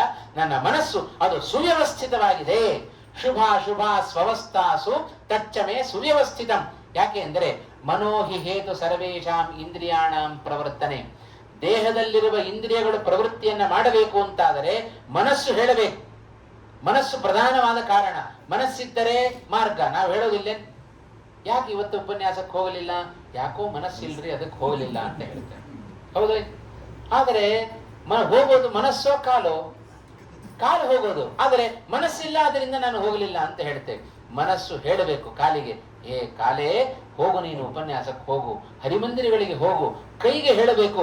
ಕೈಗಳು ಭಗವಂತ ಕೊಟ್ಟದ್ದು ಸುಮ್ಮನೆ ಶೋಭೆಗೋಸ್ಕರ ಬಂಗಾರದ ಕಡಗಗಳ ಹಾಕಿಕೊಳ್ಬೇಕು ಅಂತ ಭಗವಂತ ಕೊಟ್ಟದ್ದಲ್ಲ. ಮಾಡು ಭಗವದ್ ಭಕ್ತರ ಸೇವೆ, ಮಾಡು ಭಗವಂತನ ಸೇವೆ ಅಂತ ಮನಸ್ಸು ಕೈಗೆ ಹೇಳಿದರೆ ಕೈ ಕೆಲಸ ಮಾಡುತ್ತೆ. ಕಾಲಿಗೆ ಹೇಳಿದರೆ ಕಾಲು ತೀರ್ಥಕ್ಷೇತ್ರಗಳಿಗೆ ಹೋಗುತ್ತೆ. ಕಣ್ಣಿಗೆ ಹೇಳಬೇಕು, ಹೇ ಕಣ್ಣೆ ನೀನು ಭಗವಂತನನ್ನ ನೋಡು, ಭಗವದ್ ಭಕ್ತರನ್ನ ನೋಡು ಅಂತ ಮನಸ್ಸು ಹೇಳಿದರೆ ಕಣ್ಣು ನೋಡುತ್ತೆ. ಇಲ್ಲದೆ ಹೋದರೆ ಕಣ್ಣು ನೋಡೋದಿಲ್ಲ. ಕಣ್ಣು ನೋಡ್ತಾ ಇರುತ್ತೆ. ನೋಡಿದ ಕಣ್ಣು ನಮಗೆ ನಾವು ಜ್ಞಾನವನ್ನು ತಂದು ಕೊಡೋದಿಲ್ಲ. ಹೌದಾ ಇಲ್ವೋ? ಅದು ನಮಗೆ ಅನುಭವಕ್ಕೆ ಬಂದಿದೆ. ದಾರಿಯಲ್ಲಿ ಊರಿಂದ ಊರಿಗೆ ಹೋಗ್ತಾ ಇರುತ್ತೇವೆ. ಊರಿಂದ ಊರಿಗೆ ಹೋಗುವಾಗ ಮಧ್ಯದಲ್ಲಿ ಬೇಕಾದಷ್ಟು ಊರುಗಳು ಬರುತ್ತವೆ. ಹೌದಾ ಇಲ್ಲ? ಬೇಕಾದಷ್ಟು ವಸ್ತುಗಳನ್ನ, ಪದಾರ್ಥಗಳನ್ನು ನೋಡುತ್ತೇವೆ, ಮರ ಗಿಡಗಳನ್ನು ನೋಡುತ್ತೇವೆ, ಬೆಟ್ಟ ಗುಡ್ಡಗಳನ್ನು ನೋಡುತ್ತೇವೆ. ನೋಡಿದ್ದೆಲ್ಲ ನಮಗೆ ಜ್ಞಾಪಕ ಇರುತ್ತೋ? ಕಣ್ಣು ನೋಡಿದೆ, ನೋಡಿಲ್ಲ ಅಂತಿಲ್ಲ. ಆದರೆ ನೋಡಿದ್ಯಾವುದು ಕೂಡ ನಮ್ಮ ಮನಸ್ಸಿಗೆ ಹತ್ತಲಿಲ್ಲ. ಯಾಕೆ ಅಂದ್ರೆ ಮನಸ್ಸು ಹೇಳಬೇಕು, ಇದನ್ನ ನೋಡುವಂತ ಹೇಳಿದ್ದವನು ಮಾತ್ರ ಕಣ್ಣು ನೋಡುತ್ತೆ. ಆ ನೋಡಿದ್ದು ಮನಸ್ಸಿನಲ್ಲಿ ಅಚ್ಚೊತ್ತ ಹಾಗೇ ಕೂಡುತ್ತೆ. ಹಾಗಾಗಿ ರಾಮಾಯಣದ ಈ ಮಾತು ಬಹಳ ಸುಂದರ. ಮನೋಹಿ ಹೇತು ಸರ್ವೇಷಾಂ ಇಂದ್ರಿಯಾಣಾಂ ಪ್ರವರ್ತನೆ. ನಮ್ಮ ದೇಹದ ಎಲ್ಲ ಇಂದ್ರಿಯಗಳು ಕೂಡ ಪ್ರವೃತ್ತಿಯನ್ನ ಮಾಡಬೇಕು ಅಂತಾದರೆ ಮನಸ್ಸಿದ್ದರೆ ಮಾತ್ರ ನಮ್ಮ ಇಂದ್ರಿಯಗಳು, ಮನಸ್ಸು ಹೇಳಿದರೆ ಮಾತ್ರ ನಮ್ಮ ಇಂದ್ರಿಯಗಳು ಪ್ರವೃತ್ತಿಯನ್ನ ಮಾಡುತ್ತವೆ. ಆದರೆ ಆ ಮನಸ್ಸಿದೆಯಲ್ಲ, ಹನುಮಂತ ಹೇಳಿಕೊಡ್ತಾ ಇದ್ದಾನೆ, ಶುಭಾಸು ಅಶುಭಾಸು ಚ ಅವಸ್ಥಾಸು. ಶುಭಾವಸ್ಥೆಯಲ್ಲಿ ಅಶುಭಾವಸ್ಥೆಯಲ್ಲಿ ನನ್ನ ಮನಸ್ಸು ಒಂದೇ ರೀತಿ ಇದೆ. ಆ ಕೆಟ್ಟ ಕೆಲಸವನ್ನು ನನ್ನ ವಿಕಾರ ನನ್ನ ಮನಸ್ಸಿನಲ್ಲಿ ಆಗಲೇ ಇಲ್ಲ ಅಂತ ಹೇಳ್ತಾನೆ. ಯಾಕೆ? ಹರಿಯ ಮೂರ್ತಿಯನ್ನ ಕಣ್ಣಿನಿಂದ ಹರಿಯ ಮೂರ್ತಿಯನ್ನ ನೋಡ್ಲಿಕ್ಕೆ ಮನಸ್ಸು ಹೇಳಬೇಕು. ಹಾಗೆ ಹರಿಪ್ರಸಾದವನ್ನ ಸ್ವೀಕಾರ ಮಾಡುವಂತ ಮನಸ್ಸು ನಾಲಿಗೆಗೆ ಹೇಳಿದ್ರೆ ಅದು ಹರಿಪ್ರಸಾದವನ್ನ ಸ್ವೀಕಾರ ಮಾಡುತ್ತೆ. ಹಾಗೆ ಮೂಗಿದೆ, ಭಗವಂತ ಘ್ರಾಣೇಂದ್ರಿಯವನ್ನ ಕೊಟ್ಟಿದ್ದಾನೆ. ನಿಷಿದ್ಧವಾದ ಗಂಧವನ್ನ ಆಘ್ರಾಣಿಸುವುದಕ್ಕಿಂತ ಹರಿ ನಿರ್ಮಾಲ್ಯದ ಆಘ್ರಾಣಿಸುವಿಕೆ ಅದು ಮನಸ್ಸು ಹೇಳಬೇಕು. ಆಗ ಮಾತ್ರ ಅದು ಕೆಲಸ ಮಾಡಲಿಕ್ಕೆ ಸಾಧ್ಯ.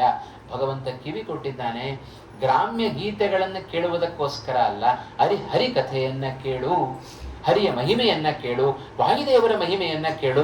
ಹೀಗೆ ಹೇಳಿದ್ರೆ ಮನಸ್ಸು, ಕಿವಿಗಳು ಅದನ್ನೇ ಕೇಳುತ್ತೆ. ಇಲ್ಲದೆ ಹೋದ್ರೆ ಗ್ರಾಮ್ಯ ಗೀತೆಗಳನ್ನ ಕೇಳುತ್ತೆ.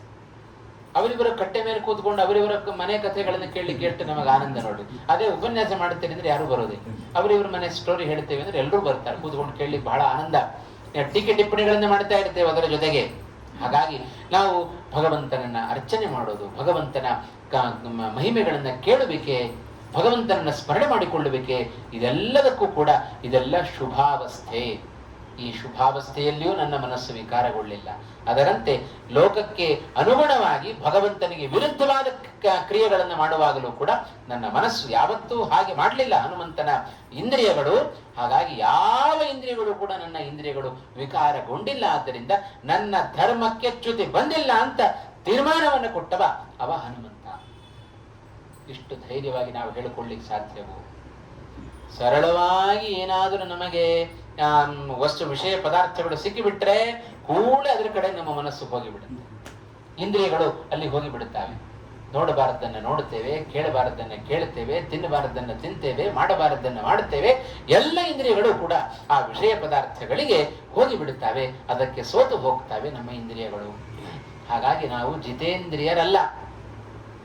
ಇಂದ್ರಿಯಗಳನ್ನ ನಾವು ಗೆಲ್ಲಿಲ್ಲ, ಆದರೆ ಇಂದ್ರಿಯಗಳನ್ನ ನಿಜವಾಗಲೂ ಗೆದ್ದವ ಅವ ಹನುಮಂತ. ಬೇಕಾದಷ್ಟು ವಿಷಯ ಪದಾರ್ಥಗಳಿಗೆ, ವಿಷಯ ಭೋಗಕ್ಕೆ ಅವಕಾಶ ಇದ್ದರೂ ಹನುಮಂತನ ಇಂದ್ರಿಯಗಳು ವಿಷಯ ಪದಾರ್ಥಗಳ ಕಡೆಗೆ ಹೋಗಲಿಲ್ಲಲ್ಲ. ನನು ಸಾ ವಿರಕ್ತಿ. ಹನುಮಂತನ ವೈರಾಗ್ಯವೇ ನಿಜವಾದ ವೈರಾಗ್ಯ. ನಮ್ಮ ವೈರಾಗ್ಯ ನಿಜವಾದ ವೈರಾಗ್ಯ ಅಲ್ಲ. ನಮ್ಮ ವೈರಾಗ್ಯ ಎಲ್ಲ ಅಭಾವ ವೈರಾಗ್ಯ ಅಷ್ಟೇ. ನಮ್ಮ ವೈರಾಗ್ಯ ನಿಜವಾದ ವೈರಾಗ್ಯ ಅದು ಹನುಮಂತನ ವೈರಾಗ್ಯ. ಅದನ್ನು ತೋರಿಸಿಕೊಟ್ಟದ್ದು ಹನುಮಂತನಾಗಿ ವಾಯುದೇವರು ತಾವು ತೋರಿಸಿಕೊಟ್ಟಿದ್ದಾರೆ. ಆದ್ದರಿಂದ ಇಂಥ ಒಂದು ಯಾವ ಕರ್ತವ್ಯದ ಲೋಪ ಅದು ನನ್ನಿಂದ ಆಗಿಲ್ಲ ಅಂತ ತೀರ್ಮಾನ ಕೊಟ್ಟ ಹನುಮಂತ. ಮುಂದಿನ ಕ್ಷಣದಲ್ಲಿ ಮತ್ತೊಂದು ಮಾತನ್ನು ಹೇಳ್ತಾನೆ. ಇದೇ ಸಂದರ್ಭದಲ್ಲಿ ಮುಂದಿನ ಶ್ಲೋಕ ಇಷ್ಟನ್ನು ಹೇಳಿ, ತಚ್ಚ ಶುಭಾಶುಭ ಸ್ವವಸ್ಥಾಸು ತಚ್ಚ ಮೇ ಸುವ್ಯವಸ್ಥಿತಂ. ನನ್ನ ಮನಸ್ಸು ಬಹಳ ವ್ಯವಸ್ಥಿತವಾಗಿದೆ, ಯಾವ ವಿಕಾರಕ್ಕೆ ಒಳಗಾಗಿಲ್ಲ. ಇಷ್ಟು ಹೇಳಿ ಹನುಮಂತ ಇಡೀ ಜಗತ್ತಿಗೆ ಒಂದು ಸುಂದರವಾದ ಸಂದೇಶವನ್ನು ಕೊಡ್ತಾ ಇದ್ದಾನೆ. ಪ್ರತ್ಯಹಂ ಪ್ರತ್ಯವೇಕ್ಷೇತ ನರಶ್ಚರಿತಮಾತ್ಮನಃ. ಪ್ರತಿಯೊಬ್ಬರೂ ಕೂಡ ತಾವು ಮಲಗುವ ಮುನ್ನ ತಮ್ಮನ್ನ ತಾವು ನೋಡಿಕೊಂಡು ಮಲಗಬೇಕು. ಇದು ಲೋಕಕ್ಕೆ ಹನುಮಂತ ಕೊಟ್ಟ ಸಂದೇಶ. ಇದು ಇದೇ ಸಂದರ್ಭದಲ್ಲಿ ಕೊಟ್ಟ ಸಂದೇಶ. ಪ್ರತ್ಯಹಂ ಪ್ರತ್ಯವೇಕ್ಷೇತ.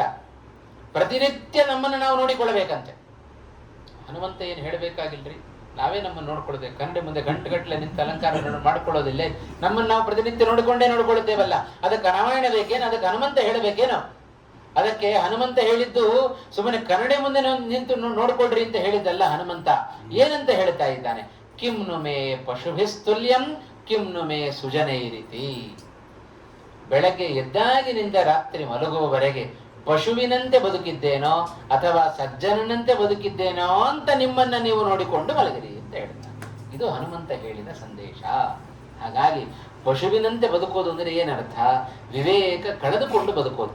ವಿವೇಕ ಅಂದರೆ ಕಾರ್ಯಕಾರ್ಯ ಆಲೋಚನಾ ಶಕ್ತಿ. ಯಾವುದನ್ನ ಮಾಡಬೇಕು ಯಾವುದನ್ನ ಮಾಡಬಾರದು ಅನ್ನುವ ಶಕ್ತಿ.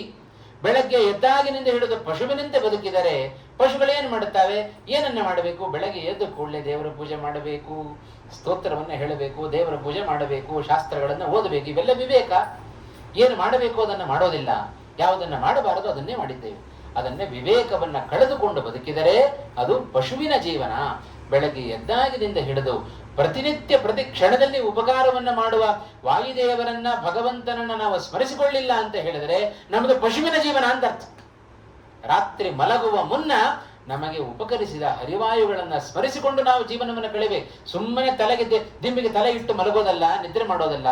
ಆ ನಿದ್ರೆ ಬರುವ ಮುನ್ನ ನಾವು ಹರಿವಾಯುಗಳಿಗೆ ಕೃತಜ್ಞತೆಯನ್ನು ಸಲ್ಲಿಸಿ ಎಷ್ಟು ಸಜ್ಜನನಂತೆ ನಡೆದುಕೊಂಡಿದ್ದೇನೆ, ಎಷ್ಟು ಕ್ಷಣಗಳ ಕಾಲ ಇವತ್ತಿನ ದಿವಸ ನಾನು ಹರಿವಾಯುಗಳನ್ನು ಸ್ಮರಣೆ ಮಾಡಿಕೊಂಡಿದ್ದೇನೆ, ಇವತ್ತು ಸಜ್ಜನನಂತೆ ಬದುಕಿದ್ದೇನೋ ಪಾಪಿಯಾಗಿ ಪಶುವಿನಂತೆ ಬದುಕಿದ್ದೇನೋ ಅಂತ ಆಲೋಚನೆ ಮಾಡಬೇಕಂತೆ. ಒಂದು ವೇಳೆ ಇವತ್ತು ಪಶುವಿನ ಜೀವನ ನಮ್ಮದಾಗಿತ್ತು ಅಂತಾದರೆ ಭಗವಂತನಲ್ಲಿ ಪ್ರಾರ್ಥನೆ ಮಾಡಬೇಕು. ಸ್ವಾಮಿ, ನಾಳೆ ದಿವಸ ಮತ್ತೆ ನನಗಿಂಥ ಜೀವನ ಕೊಡಬೇಡ ಅಂತ ಪ್ರಾರ್ಥನೆ ಮಾಡಿಕೊಂಡು ಆ ರಾತ್ರಿಯನ್ನ ನಾವು ಕಳಿಬೇಕು. ಇದನ್ನೇ ಹನುಮಂತ ಹೇಳಿದ್ದು. ಪ್ರತ್ಯಹಂ ಪ್ರತ್ಯವೇಕ್ಷೇತ ನರಶ್ಚರಿತಮಾತ್ಮನಃ ಕಿಂ ನು ಮೇ ಪಶುಭಿಸ್ತುಲ್ಯಂ ಕಿಂ ನು ಮೇ ಸುಜನೈರಿತಿ. ಪಶುವಿನಂತೆ ಬದುಕಿದ್ದೇನೋ ಅಥವಾ ಸಜ್ಜನನಂತೆ ಬದುಕಿದ್ದೇನೋ ಅಂತ ನಮ್ಮನ್ನ ನಾವು ಆತ್ಮಾವಲೋಕನ ಮಾಡಿಕೊಂಡು ಆಮೇಲಿಂದ ನಾವು ಮಲಗಬೇಕು. ಅಲ್ಲಿಯವರೆಗೂ ಕೂಡ ನಮ್ಮನ್ನ ನಾವು ಪರಿಶೀಲನೆ ಮಾಡಿಕೊಳ್ಳುವ ಹೊರತು ನಾವು ಉದ್ಧಾರ ಆಗಲಿಕ್ಕೆ ಸಾಧ್ಯ ಇಲ್ಲ. ಹೌದು. ಇವತ್ತು ಯಾರಾದ್ರೂ ಮತ್ತೊಬ್ಬರು ನಮಗೆ ಹೇಳಿದರೆ ಸಿಟ್ಟು ಬರುತ್ತೆ. ನೀನು ಪಶು ಇದ್ದಾಗಿದ್ದಿ ಇವತ್ತು ಅಂತ ಹೇಳಿಬಿಟ್ರೆ ನಮಗೆ ಕೂಡಲೇ ಸಿಟ್ಟು ಬರುತ್ತೆ. ನಾಳೆಯಿಂದ ಅವ್ರ ಮನೆಗೆ ಸೇರಿಸಲ್ಲ ನಾವು ಅವ್ರ ಕಡೆ ತಿರುಗಿ ನೋಡ್ಲಿಕ್ಕೆ ಹೋಗೋದಿಲ್ಲ ಅಂತ. ಹಾಗಾಗಿ ಮತ್ತೊಬ್ಬರು ನಮ್ಮ ಕಡೆಗೆ ಬೆಟ್ಟು ಮಾಡಿ ತೋರಿಸಿದ್ರೆ ಅವರು ಹೇಳಿದವ್ರ ಮೇಲೆ ನಾವು ಕೋಪ ಮಾಡಿಕೊಡುತ್ತೆ. ಅದಕ್ಕೆ ಹನುಮಂತ ಹೇಳಿದ, ಮತ್ತೊಬ್ಬರು ಹೇಳೋ ತನಕ ನೀವು ಕಾಯಬೇಡ್ರಿ, ನಿಮ್ಮನ್ನು ನೀವೇ ನೋಡ್ಕೊಂಡ್ಬಿಡ್ರಿ ಅಂತ ಹೇಳ್ತಾ ಇದ್ದ. ಹಾಗಾಗಿ ಆತ್ಮಾವಲೋಕನ ಮಾಡಿಕೊಳ್ಳದ ಹೊರತು ನಾವು ಉದ್ಧಾರ ಆಗಲಿಕ್ಕೆ ಸಾಧ್ಯ ಇಲ್ಲ. ಇದು ರಾಮಾಯಣದ ಮೂಲಕ, ಸುಂದರಕಾಂಡದ ಮೂಲಕ ಹನುಮಂತ ನಮಗೆ ಜಗತ್ತಿಗೆ ಕೊಟ್ಟ ಉತ್ತಮವಾದ ಸಂದೇಶ ಇದು. ಹಾಗೆ ಆತ್ಮಾವಲೋಕನ ಮಾಡಿಕೊಂಡದ್ದಕ್ಕೇನೆ ಹನುಮಂತನ ಆ ಒಂದು ಧರ್ಮದ ನಿಷ್ಠೆ ಇವತ್ತು ನಮಗೆ ಗೊತ್ತಾದದ್ದು. ಇಲ್ಲದೆ ಹೋದರೆ ಏನಾಗ್ತಿತ್ತು ನಮಗತಿ? ಹನುಮಂತ ಪರಪುರುಷನ ಅಂತಃಪುರವನ್ನು ಪ್ರವೇಶ ಮಾಡಿದ್ದಾನೆ, ಹಾಗಾಗಿ ಹನುಮಂತನಲ್ಲಿಯೂ ಕೂಡ ದೋಷ ಉಂಟು ಅಂತ ದೋಷಾರೋಪಣೆ ಮಾಡಿಬಿಡ್ತಾ ಇದ್ದೇವೆ ನಾವು. ಅದಕ್ಕೆ ಶ್ರೀಮದಾಚಾರ್ಯ ಅವಕಾಶ ಕೊಡಲಿಲ್ಲ, ವಾಲ್ಮೀಕಿಗಳದಕ್ಕೆ ಅವಕಾಶವನ್ನು ಕೊಡಲಿಲ್ಲ, ಹನುಮಂತ ಅದಕ್ಕೆ ಅವಕಾಶವನ್ನು ಕೊಡಲಿಲ್ಲ. ಲೋಕ ಇವತ್ತು ಜೀವೋತ್ತಮನಾದ ಹನುಮಂತನನ್ನ ಸಹಜವಾಗಿ ಕಾಣೋದಲ್ಲ ಮಾನವನಂತೆ. ಆ ಅಂತಃಪುರವನ್ನ ಪ್ರವೇಶ ಮಾಡಿದಾಗಲೂ ಕೂಡ ಇದರ ಮೂಲಕ ಹನುಮಂತ ಮತ್ತೊಂದು ಸಂದೇಶವನ್ನ ಕೊಟ್ಟ. ನಮ್ಮ ಗುರಿ ಏನೋ ಅದು ಮಾತ್ರ ನಮ್ಮ ಕಣ್ಣಿಗೆ ಕಾಣಿಸ್ತಾ ಇರಬೇಕೇ ವಿನಃ ಕಂಡದ್ದನ್ನೆಲ್ಲ ನೋಡ್ತಾ ಹೋದ್ರೆ ನಮ್ಮ ಗುರಿಯನ್ನು ಮುಟ್ಲಿಕ್ಕೆ ಆಗೋದಿಲ್ಲ. ಹನುಮಂತನ ಗುರಿ ಏನು? ಸೀತೆಯನ್ನು ಹುಡುಕೋದಷ್ಟೇ ಹನುಮಂತನ ಗುರಿ. ಸೀತೆ ಸಿಕ್ಕಿದಳೋ? ಇಲ್ಲ. ಹಾಗಾಗಿ ನನ್ನ ಮನಸ್ಸು ಅಷ್ಟು ವಿಕಾರ ಆಗಲಿಲ್ಲ ಅಂತ ಆ ಹನುಮಂತ ಇಷ್ಟು ಧೈರ್ಯವಾಗಿ ಹೇಳ್ತಾ ಇದ್ದಾನೆ. ಇಷ್ಟು ಧೈರ್ಯ ಇವತ್ತು ನಾವು ಹೇಳಲಿಕ್ಕೆ ಸಾಧ್ಯವೋ? ಇಲ್ರಿ, ಹನುಮಂತನ ಹಾಗೆ ನಾವು ಕೂಡ ಮಾಡ್ತೇವೆ. ಗಂಟೆಗಟ್ಟಲೆ ಟಿವಿ ನೋಡ್ತಾ ಇದ್ದೇವೆ. ಒಬ್ಬ ಹಾಗೆ ಮಾಡ್ತಾರೆ, ಗಂಟೆಗಟ್ಟಲೆ ಟಿವಿ ನೋಡೋದು. ಟಿವಿ ನೋಡಿ ಆಮೇಲೆ ಹೇಳ್ತಾರೆ, ಇಷ್ಟೊತ್ತು ನೋಡಿದ್ರು ಕೂಡ ನನ್ನ ಮನಸ್ಸಲ್ಲಿ ವಿಕಾರ ಆಗಲಿಲ್ಲ, ಹಾಗಾಗಿ ನಾನು ಟಿವಿ ನೋಡುತ್ತೇನೆ, ನೋಡಬಾರ್ದನ್ನೆಲ್ಲ ನೋಡುತ್ತೇನೆ, ನನ್ನ ಮನಸ್ಸಲ್ಲಿ ವಿಕಾರ ಆಗೋದಿಲ್ಲ. ಯಾರು ಕೂಡ ಹೀಗೆ ಹೇಳ್ಕೊಳ್ಳಿಕ್ಕೆ ಸಾಧ್ಯವೇ ಇಲ್ಲ. ವಿಷಯ ಪದಾರ್ಥಗಳಿಗೆ ದಾಸರಾದ ನಾವು ವಿಷಯ ಪದಾರ್ಥಗಳ ಎದುರುಗಡೆ ಬಂದಾಗ ನಮ್ಮ ಮನಸ್ಸು ವಿಕೃತ ಆಗಲಿಲ್ಲ, ಚಂಚಲ ಆಗಲಿಲ್ಲ ಅಂತ ಹೇಳಲಿಕ್ಕೆ ನಮಗೆ ಎದೆಗಾರಿಕೆ ಬರೋದಿಲ್ಲ. ಆದರೆ ಹನುಮಂತನಿಗೆ ಹೇಳಿಕೊಳ್ಳಿಕ್ಕೆ ತಾಕತ್ತಿದೆ. ಹನುಮಂತನಲ್ಲಿ ಯಾವ ದೋಷಗಳು, ಯಾವ ಅಸುರರು ಪ್ರವೇಶ ಮಾಡ್ಲಿಕ್ಕೆ ಸಾಧ್ಯ ಇಲ್ಲ. ಷಟ್ಪ್ರಶ್ನ ಉಪನಿಷತ್ತಿನಲ್ಲಿ ಬಹಳ ಚೆನ್ನಾಗಿ ಹೇಳ್ತಾರೆ. ಒಮ್ಮೆ ಹೀಗೆ ಸ್ಪರ್ಧೆ ಮಾಡಿದರು. ವಾಯುದೇವರು ಕೂತಿದ್ದಾರೆ. ಎಲ್ಲ ಅಸುರರು ಉಳಿದವರ ದೇಹಗಳನ್ನು ಪ್ರವೇಶ ಮಾಡಿದಂತೆ ರುದ್ರಾದಿ ದೇವತೆಗಳಿಂದ ಹಿಡಿದು ಪ್ರತಿಯೊಬ್ಬರಲ್ಲಿಯೂ ಅಸುರಾವೇಶ ಉಂಟು. ವಾಯುದೇವರನ್ನು ಅಸುರರು ಪ್ರವೇಶ ಮಾಡ್ಲಿಕ್ಕೆ ಹೋದರು. ಆದರೆ ಯಾವ ಕಾರಣಕ್ಕೂ ವಾಯುದೇವರನ್ನು ಪ್ರವೇಶ ಮಾಡ್ಲಿಕ್ಕೆ ಆಗಲೇ ಇಲ್ಲ. ಹೇಗಾಯಿತು ಅಸುರರ ಅವಸ್ಥೆ ಅಂತ ಹೇಳಿದರೆ, ನಮ್ಮ ವಾಯುದೇವರಿಗೆ ಒಳ್ಳೆ ಹೆಸರು ಕೊಟ್ಟಿದ್ದು ಉಪನಿಷತ್ತು. ಆಕಣಾಶ್ಮ ಸಮ ಅಂತ ಕರೀತಾರೆ ವಾಯುದೇವರನ್ನು ಕರೆಯುವಾಗ. ಕಲ್ಲು ಬಂಡೆ ಇದ್ದ ಹಾಗೆ ವಾಯುದೇವರು. ಕಲ್ಲು ಬಂಡೆಗೆ ಏನು ಮಾಡ್ತಾರೆ, ಒಂದು ಸಣ್ಣ ಮಣ್ಣಿನ ಹಿಂಟೆ ತೆಗೆದು ಹೊಡೆದರೆ ಏನು ಕಲ್ಲು ಬಂಡೆಗೆ ಏನಾದರೂ ಆಗುತ್ತೋ, ಮಣ್ಣಿನ ಹಿಂಟೆಗೆ ತೊಂದರೆ ಆಗುತ್ತೋ, ಆ ಮಣ್ಣಿನ ಹಿಂಟೆಯೇ ಒಡೆದೋಗುತ್ತೆ, ಕಲ್ಲು ಬಂಡೆಗೆ ಏನಾಗೋದಿಲ್ಲ. ಕಲ್ಲು ಬಂಡೆಗಿದ್ದ ಹಾಗೆ ವಾಯುದೇವರು. ಯಾವ ಅಸುರರು ಕೂಡ ವಾಯುದೇವರನ್ನ ಪ್ರವೇಶ ಮಾಡ್ಲಿಕ್ಕೆ ಆಗಲಿಲ್ಲ. ಹಾಗಾಗಿ ಅಂಥ ಒಂದು ದೇಹ ಅದು ವಾಯುದೇವರ ದೇಹ. ಹಾಗಾಗಿ ಕಿಂಚಿತ್ತೂ ಕೂಡ ಅಸುರಾವೇಶ ಇಲ್ಲದ ದೇಹ ಅದು ವಾಯುದೇವರ ದೇಹ. ಹಾಗಾಗಿ ವಾಯುದೇವರ ಮನಸ್ಸಿನಲ್ಲಿ ಯಾವ ರೀತಿಯಾದ ವಿಕಾರವೂ ಕೂಡ ಆಗಲಿಲ್ಲ. ಹಾಗಾಗಿ ವಾಯುದೇವರು ಹೇಳಿಕೊಡುತ್ತಾರೆ ಧೈರ್ಯವಾಗಿ, ಇಂಥ ಸಂದರ್ಭ ಬಂದರೂ ಕೂಡ ನನ್ನ ಮನಸ್ಸು ವಿಕಾರ ಆಗಲಿಲ್ಲ, ವಿಕೃತವಾಗದ ಮನಸ್ಸು ನನ್ನದು. ಅಷ್ಟು ಧೈರ್ಯ ನಮಗೆ ಬರೋದಿಲ್ಲ. ನಾವು ಮೇಲ್ನೋಟಕ್ಕೆ ಶೋ ಕೊಡ್ತಾ ಇರ್ತೇವೆ, ಏನಿಲ್ಲ, ಭಾರಿ ವಿರಕ್ತರಂತೆ ನಾವು ತೋರಿಕೊಡ್ತಾ ಇರ್ತೇವೆ. ಅದರ ಮನಸ್ಸಿನಲ್ಲಿ ಮಂಡಿಗೆ ತಿಂತಾ ಇರ್ತೇವೆ. ಹಾಗಾಗಿ ಮನಸ್ಸು ನಮ್ಮದು ಬಹಳ ಚಂಚಲ. ಹೇಗಿದೆ ನಮ್ಮ ಮನಸ್ಸು ಅಂತ ಹೇಳಿದರೆ, ಬಯಲಿನಲ್ಲಿ ಹಚ್ಚಿಟ್ಟ ದೀಪದಂತೆ ನಮ್ಮ ಮನಸ್ಸು. ಬಯಲಿನೆಲ್ಲ ಹಚ್ಚಿಟ್ರೆ ದೀಪ ಏನಾಗುತ್ತೆ? ಗಾಳಿ ಒಮ್ಮೆ ಆಚೆ ಒಮ್ಮೆ ಈಚೆ, ಒಮ್ಮೆ ಆಚೆ ಒಮ್ಮೆ ಈಚೆ. ಅದೇ ದೇವರ ಮನೆಯಲ್ಲಿ ಹಚ್ಚಿಟ್ರೆ ದೀಪ ಹೇಗಿರುತ್ತೆ ನೋಡ್ರಿ. ಯಾವ ಚಾಂಚಲ್ಯವೂ ಇಲ್ಲದೆ ಆ ದೇವರ ಮನೆಯಲ್ಲಿ ಹಚ್ಚಿಟ್ಟ ದೀಪ ಹೇಗೋ ಅದರಂತೆ ವಾಯುದೇವರ ಮನಸ್ಸು. ನಮ್ಮ ಮನಸ್ಸು ಬಯಲಿನಲ್ಲಿ ಹಚ್ಚಿಟ್ಟ ದೀಪ ಇದ್ದಂತೆ. ಹಾಗಾಗಿ ಯಾರಾದ್ರೂ ಸ್ವಲ್ಪ ರುಚಿ ತೋರಿಸಿಬಿಟ್ರೋ ಅದಕ್ಕೆ ದಾಸರಾಗಿಬಿಡುತ್ತೆ. ಯಾವ ಇಂದ್ರಿಯಕ್ಕೆ ಯಾವ ವಿಷಯ ಸಿಗುತ್ತೋ ಆ ವಿಷಯದ ಕಡೆಗೆ ನಾವು ಚಲಿಸಿ ಬಿಡುತ್ತೇವೆ. ನಮ್ಮ ಮನಸ್ಸು ಬಹಳ ಚಂಚಲ. ಹಾಗಾಗಿ ಧೈರ್ಯದಿಂದ ಇವತ್ತು ನನ್ನ ಮನಸ್ಸು ವಿಕಾರಗೊಂಡಿಲ್ಲ ಅಂತ ಹೇಳಿಕೊಳ್ಳುವ ಧೈರ್ಯಗಾರಿಕೆ, ಎದೆಗಾರಿಕೆ ನಮ್ಮಲ್ಲಿಲ್ಲ. ಆದರೆ ಹನುಮಂತ ಹಾಗೆ ಹೇಳಿಕೊಳ್ಳಿಕ್ಕೆ ನಿಜವಾದ ಸಾಮರ್ಥ್ಯ ಅದು ಹನುಮಂತನಲ್ಲಿ ಉಂಟಾದ್ದರಿಂದ ಹನುಮಂತ ಹೇಳಿಕೊಂಡಿದ್ದಾನೆ. ಜಗತ್ತು ಇವತ್ತು ಅದನ್ನು ನಂಬಿತು. ಇದು ಆ ಒಂದು ಸ್ಥಿತಿಯಲ್ಲಿ ಮಾರ್ಗಮಾಣ ಬಹಿಶ್ಚಾಂತಹ ಶ್ರೀಮದ್ ಆಚಾರ್ಯರ ಮಾತು ಬಂದದ್ದು ಒಂದೇ. ಆದರೆ ವಾಲ್ಮೀಕಿಗಳು ಎಷ್ಟು ವಿಷಯವನ್ನು ಸೇರಿಸಿಟ್ಟಿದ್ದಾರೆ ಅದರ ಹಿನ್ನೆಲೆಯಲ್ಲಿ, ಎಷ್ಟು ವಿಷಯಗಳನ್ನು ಸಂಗ್ರಹ ಮಾಡಿದರು ಶ್ರೀಮದ್ ಆಚಾರ್ಯರು. ಅದನ್ನು ಕೂಡ ನಾವು ಗಮನಿಸಬೇಕೋ ಬೇಡ. ಯಾಕೆ ಹುಡುಕಿದ ಹನುಮಂತ ಅಂತ ಹೇಳಿದರೆ ತನ್ನ ಸ್ಥಿತಿಯನ್ನು ತೋರಿಸಿಕೊಡಬೇಕು, ಅದಕ್ಕೋಸ್ಕರ ತಾನು ಹುಡುಕ್ತಾ ಇದ್ದಾನೆ. ರಾಜನೀತಿಯನ್ನು ತೋರಿಸಿಕೊಡಬೇಕು, ಅದಕ್ಕೋಸ್ಕರ ಹನುಮಂತ ತನಗೆ ಗೊತ್ತಿದ್ದರೂ ಒಳಗೆ ಹೊರಗೆ ಗೊತ್ತಿಲ್ಲದವನಂತೆ ಹುಡುಕ್ತಾ ಇದ್ದಾನೆ ರಾವಣ. ಹನುಮಂತನ ಹುಡುಕುವಿಕೆಯ ಹಿನ್ನೆಲೆಯಲ್ಲಿ ಇನ್ನೂ ಒಂದು ಅಂಶ ಅಡಗಿದೆ. ಹನುಮಂತ ಅಂತಃಪುರದಲ್ಲಿ ಹುಡುಕ್ತಾ ಇದ್ದಾನೆ. ಹುಡುಕಿದಾಗ ಹನುಮಂತನ ಹುಡುಕುವಿಕೆಯ ಹಿನ್ನೆಲೆಯಲ್ಲಿ ಸೀತೆಯ ಪಾತಿವ್ರತ್ಯವೂ ಅಡಗಿದೆ. ಸೀತೆ ಎಂಥ ಪತಿವ್ರತೆ ಅದನ್ನು ತೋರಿಸಿಕೊಡ್ಬೇಕಲ್ಲ. ಇವತ್ತು ಸೀತೆ ಎಲ್ಲಿದ್ದಾಳೆ? ಅಶೋಕವನದಲ್ಲಿದ್ದಾಳೆ. ನೇರವಾಗಿ ಅಲ್ಲಿಗೆ ಹೋಗಿ ಭೇಟಿ ಮಾಡಿಕೊಂಡು ಹಾಗೆ ಬಂದ್ಬಿಟ್ಟಿದ್ರೆ ಹನುಮಂತ ಸೀತೆಯ ಪಾತಿವ್ರತ್ಯದ ಬಗ್ಗೆಯೂ ಕೂಡ ಇವತ್ತು ಲೋಕ ಮಾತನಾಡಿಕೊಳ್ತಾ ಇತ್ತು. ಹನುಮಂತ ರಾವಣನ ಅಂತಃಪುರವನ್ನ ಪ್ರವೇಶ ಮಾಡಿದ್ದು ಯಾಕೆ ಅಂದ್ರೆ ರಾವಣನ ಅಂತಃಪುರದಲ್ಲಿ ಸೀತಾದೇವಿ ಇಲ್ಲ ಅಂತ ಜಗತ್ತಿಗೆ ಹೇಳಬೇಕು. ಅದಕ್ಕೋಸ್ಕರ ಹನುಮಂತ ತಾನು ಪ್ರವೇಶವನ್ನ ಮಾಡಿದ್ದು. ಇದು ಹನುಮಂತನ ಉದ್ದೇಶ. ಹೇಗೆ ರಾಮ ಸೀತೆಯರನ್ನ ಕಾಪಾಡಿಕೊಳ್ಳುತ್ತಾನೆ ಹನುಮಂತ ಅನ್ನೋದನ್ನ ನಾವು ಈ ಮೂಲಕ ಗಮನಿಸಬಹುದು. ಅಲ್ಲಿ ಹೋಗಿ ನೋಡುತ್ತಾನೆ ಅಂತಃಪುರದಲ್ಲಿ ಪ್ರತಿಯೊಬ್ಬ ಸ್ತ್ರೀಯರನ್ನ ನೋಡಿದ. ಯಾರು ಸೀತೆ ಅಲ್ಲ ಅಂತ ಗೊತ್ತಾಯಿತು. ಒಮ್ಮೆ ಬೇಸರ ಪಟ್ಟುಕೊಂಡಂತೆ ಹನುಮಂತ, ಅಯ್ಯೋ ಇಲ್ಲಿಯೂ ಕೂಡ ಸೀತೆ ಸಿಗಲಿಲ್ಲಲ್ಲ. ಇಷ್ಟು ಬೇಸರ ಪಟ್ಟುಕೊಳ್ಳುವಾಗಲೇನೆ ಒಂದು ಸುಂದರವಾದ ಒಬ್ಬ ಸ್ತ್ರೀಯನ್ನ ನೋಡಿದ ಹನುಮಂತ. ಯಾರವಳು? ಸುಂದರವಾದ ಸ್ತ್ರೀಯನ್ನು ನೋಡಿದ ಕೂಡಲೇ ಹನುಮಂತನಿಗೆ ಬಹಳ, ಸೀತೆ ಸಿಗದೇ ಇದ್ದಾಗ ಬಹಳ ಬೇಸರ ಆಗಿತ್ತು ಹನುಮಂತನಿಗೆ. ಸುಂದರವಾದ ಸ್ತ್ರೀಯನ್ನ ಕಂಡು ಕೂಡಲೇ ಹನುಮಂತನಿಗೆ ಒಮ್ಮೆ ಭ್ರಮೆ ಬಂದ್ಬಿಡ್ತಂತೆ. ಏನಂತ ಭ್ರಮೆ? ಓ ಇವಳೇ ಸೀತೆ ಸಿಕ್ಬಿಟ್ಲು ಅಂತ ಅನ್ಕೊಂಡ್ಬಿಟ್ಟಂತೆ. ಬಹಳ ಸಂತೋಷ ಪಟ್ಬಿಟ್ಟ ಹನುಮಂತ. ರಾಮಾಯಣದಲ್ಲಿ ವಾಲ್ಮೀಕಿಗಳು ಬಹಳ ಚೆನ್ನಾಗಿ ಹೇಳ್ತಾರೆ. ಸಂತೋಷ ಆಯ್ತು. ನಮಗೆ ಅತಿಯಾದ ಸಂತೋಷ ಆದರೂ ಸಂತೋಷವನ್ನು ಹಂಚಿಕೊಳ್ಳಿಕ್ಕೆ ಪಕ್ಕದಲ್ಲಿ ಯಾರಾದರೂ ಇರಬೇಕು. ಅತಿಯಾಗಿ ದುಃಖ ಆದರೂ ದುಃಖವನ್ನು ಹಂಚಿಕೊಳ್ಳಿಕ್ಕೆ ಒಬ್ಬರು ಇರಬೇಕು. ಪಾಪ ಹನುಮಂತನಿಗೆ ಯಾರಿದ್ದಾರೆ? ಸೀತೆಯನ್ನು ಇಷ್ಟು ಹುಡುಕಿದ್ದಾನೆ. ಇಷ್ಟು ಹೊತ್ತು ಹುಡುಕಿದ್ರು ಸೀತೆ ಸಿಗಲಿಲ್ಲ. ಇಲ್ಲಿ ಸಿಕ್ಕಿದ್ದಾಳಲ್ಲ, ಸೀತೆ ಸಿಕ್ಕಿದ್ದಾಳೆ ಅಂತ ಅನ್ನಿಸಿಬಿಡ್ತು ಹನುಮಂತನಿಗೆ. ಓ ಸೀತೆ ಸಿಗ್ಲಲ್ಲ ಅಂತ ಬಹಳ ಸಂತೋಷ ಆಯ್ತು. ಆ ಸಂತೋಷವನ್ನು ಹೇಗೆ ವ್ಯಕ್ತಪಡಿಸಿದ ಗೊತ್ತಾ ಹನುಮಂತ? ವಾಲ್ಮೀಕಿಗಳು ಹೇಳುತ್ತಾರೆ, ಆಸ್ಫೋಟಯಾಮಾಸ ಚುಚುಂಬ ಪುಚ್ಛಂ ಅಂತಂದ್ರು. ತನ್ನ ಬಾಲವನ್ನ ಕೈಗೆತ್ಕೊಂಡು ಬಾಲಕ್ಕೇನೆ ಮುತ್ತು ಕೊಡ್ತಾ ಇದ್ದಾನಂತೆ ಹನುಮಂತ. ಸೀತೆ ಸಿಕ್ಕಿಬಿಟ್ಲು, ಸಂತೋಷ ಪಡ್ತಾ ಇದ್ದಾನೆ ಹನುಮಂತ ಅಂತ. ಇಷ್ಟು ಸಂತೋಷ ಪಟ್ಟ ಹನುಮಂತ ಮರುಕ್ಷಣದಲ್ಲಿ ಹೇಳ್ತಾ ಇದ್ದಾನೆ, ಛೇ ಎಲ್ಲಾದರೂ ರಾವಣನ ಅಂತಃಪುರದಲ್ಲಿ ಸೀತೆ ಬರಲಿಕ್ಕೆ ಸಾಧ್ಯವೋ? ಇವಳು ಸೀತೆ ಅಲ್ಲ. ಹಾಗಾದ್ರೆ ಆ ವ್ಯಕ್ತಿ ಯಾರು?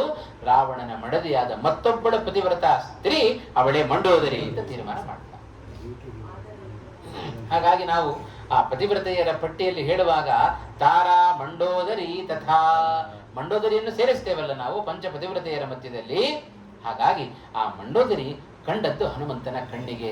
ಹಾಗಾಗಿ ಹನುಮಂತ ತೀರ್ಮಾನ ಮಾಡಿದ, ಹನುಮಂತನ ಸೀತಾನ್ವೇಷಣೆಯ, ಅದರಲ್ಲಿಯೂ ರಾವಣನ ಅಂತಃಪುರದಲ್ಲಿ ಸೀತೆಯನ್ನ ಪ್ರವೇಶವನ್ನ ಮಾಡಿದ್ದು ಯಾಕೆ ಹನುಮಂತ ಅಂತ ಹೇಳಿದರೆ ಸೀತೆಯ ಪಾತಿವ್ರತ್ಯವನ್ನು ಜಗತ್ತಿಗೆ ತೋರಿಸಿಕೊಡಬೇಕು.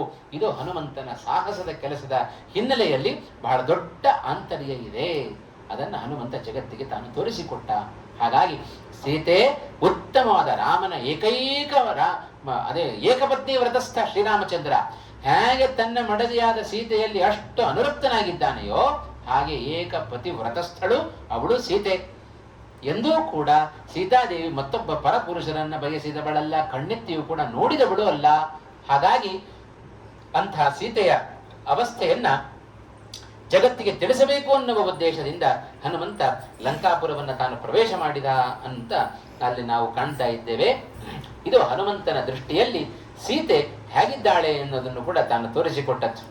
ಮಂಡೋದರಿಯನ್ನ ಕಂಡಿದ್ದಾನೆ, ಕ್ಷಣಕಾಲ ಅವನಿಗೆ ಸೀತೆ ಅಂತ ಅನಿಸಿತು, ಆದರೆ ಸೀತೆ ಅಲ್ಲ ಅಂತ ತಾನು ತೀರ್ಮಾನವನ್ನು ಮಾಡಿಕೊಂಡು ಆ ಸಂತೋಷವನ್ನು ಪಟ್ಟ. ಮರುಕ್ಷಣದಲ್ಲಿ ಚೇಚೆ ಈ ರೀತಿ ಇರ್ಲಿಕ್ಕೆ ಸಾಧ್ಯ ಇಲ್ಲ ಅಂತ ತೀರ್ಮಾನವನ್ನು ಮಾಡಿದವ ಹನುಮಂತ. ಹನುಮಂತನ ದೃಷ್ಟಿಯಲ್ಲಿ ಸೀತೆ ಹೇಗಿದ್ದಾಳೆ? ಎಲ್ಲಾದ್ರೂ ರಾವಣನ ಅಂತಃಪುರದಲ್ಲಿ ಬರ್ಲಿಕ್ಕೆ ಸಾಧ್ಯವೇ ಇಲ್ಲ ಅಂತಂತ. ಯಾಕೆಂದ್ರೆ ರಾಮನನ್ನು ನೋಡಿದ್ದಾನೆ ಹನುಮಂತ, ಎಷ್ಟು ದುಃಖ ಪಡ್ತಾ ಇದ್ದಾನೆ ಶ್ರೀರಾಮಚಂದ್ರ. ಮೊದಲನೇ ಬಾರಿ ಭೇಟಿಯಾದಾಗ ರಾಮ ಹೇಗಿದ್ದೆ ಅಂತ ಹೇಳಿ ಗಳಗಳ ಅಳ್ಳಿಗೆ ಶುರು ಮಾಡಿಬಿಟ್ಟ. ಅಯ್ಯೋ ಏನ್ ಹೇಳಿ ನಾನು ಹೆಂಡತಿ ಕಳ್ಕೊಂಡ್ಬಿಟ್ಟಿದ್ದೇನೆ ಅಂತಂದ್ಬಿಟ್ಟ ಶ್ರೀರಾಮಚಂದ್ರ. ಹೆಂಡತಿ ಕಳ್ಕೊಂಡಿದ್ದಾನೋ ಇಲ್ಲಲ್ಲ, ಸದಾ ತನ್ನ ವಕ್ಷಸ್ಥಳದಲ್ಲಿಯೇ ಸ್ಥಾನವನ್ನ ಕೊಟ್ಟವ ತನ್ನ ಮಡದಿಗೆ. ಹಾಗಿರುವಾಗ ರಾವಣ, ಅದರಲ್ಲಿಯೂ ರಾವಣ ಅಕಸ್ಮಾತ್ ಹೋಗಿದ್ದಾನೆ ಅಂತ ಆದರೂ ಕೂಡ ರಾವಣ ಹೊತ್ತುಕೊಂಡು ಹೋದದ್ದು ಸೀತೆಯ ಆಕೃತಿಯನ್ನೇ ಹೊರತ ಸೀತೆಯನ್ನಲ್ಲ. ಅಷ್ಟು ಗೊತ್ತಿದ್ರೂ ಕೂಡ ಶ್ರೀರಾಮಚಂದ್ರ ಸಾಧಾರಣವಾಗಿ ಲೋಕದಲ್ಲಿ ಒಬ್ಬ ಹೆಂಡತಿಯನ್ನ ಕಳೆದುಕೊಂಡರೆ ಹೇಗೆ ದುಃಖ ಪಡುತ್ತಾನೆ ಮಾನವನಾದವ ಅದನ್ನು ತೋರಿಸಿಕೊಂಡ. ಕಣ್ಣೀರು ಹಾಕ್ತಾ ಇದ್ದಾನೆ. ರಾಮನಲ್ಲಿ ಏನಾದರೂ ಕಣ್ಣೀರು ಬರ್ಲಿಕ್ಕೆ ಸಾಧ್ಯ ಏನ್ರಿ?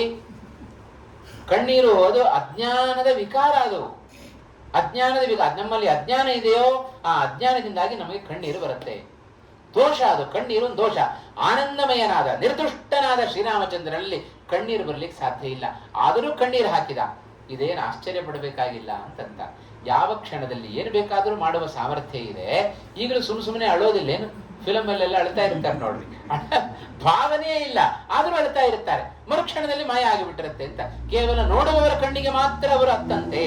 ಶ್ರೀರಾಮಚಂದ್ರನು ಹಾಗೆ ನಟನೆಯನ್ನು ಮಾಡಿ ತೋರಿಸಿದವ.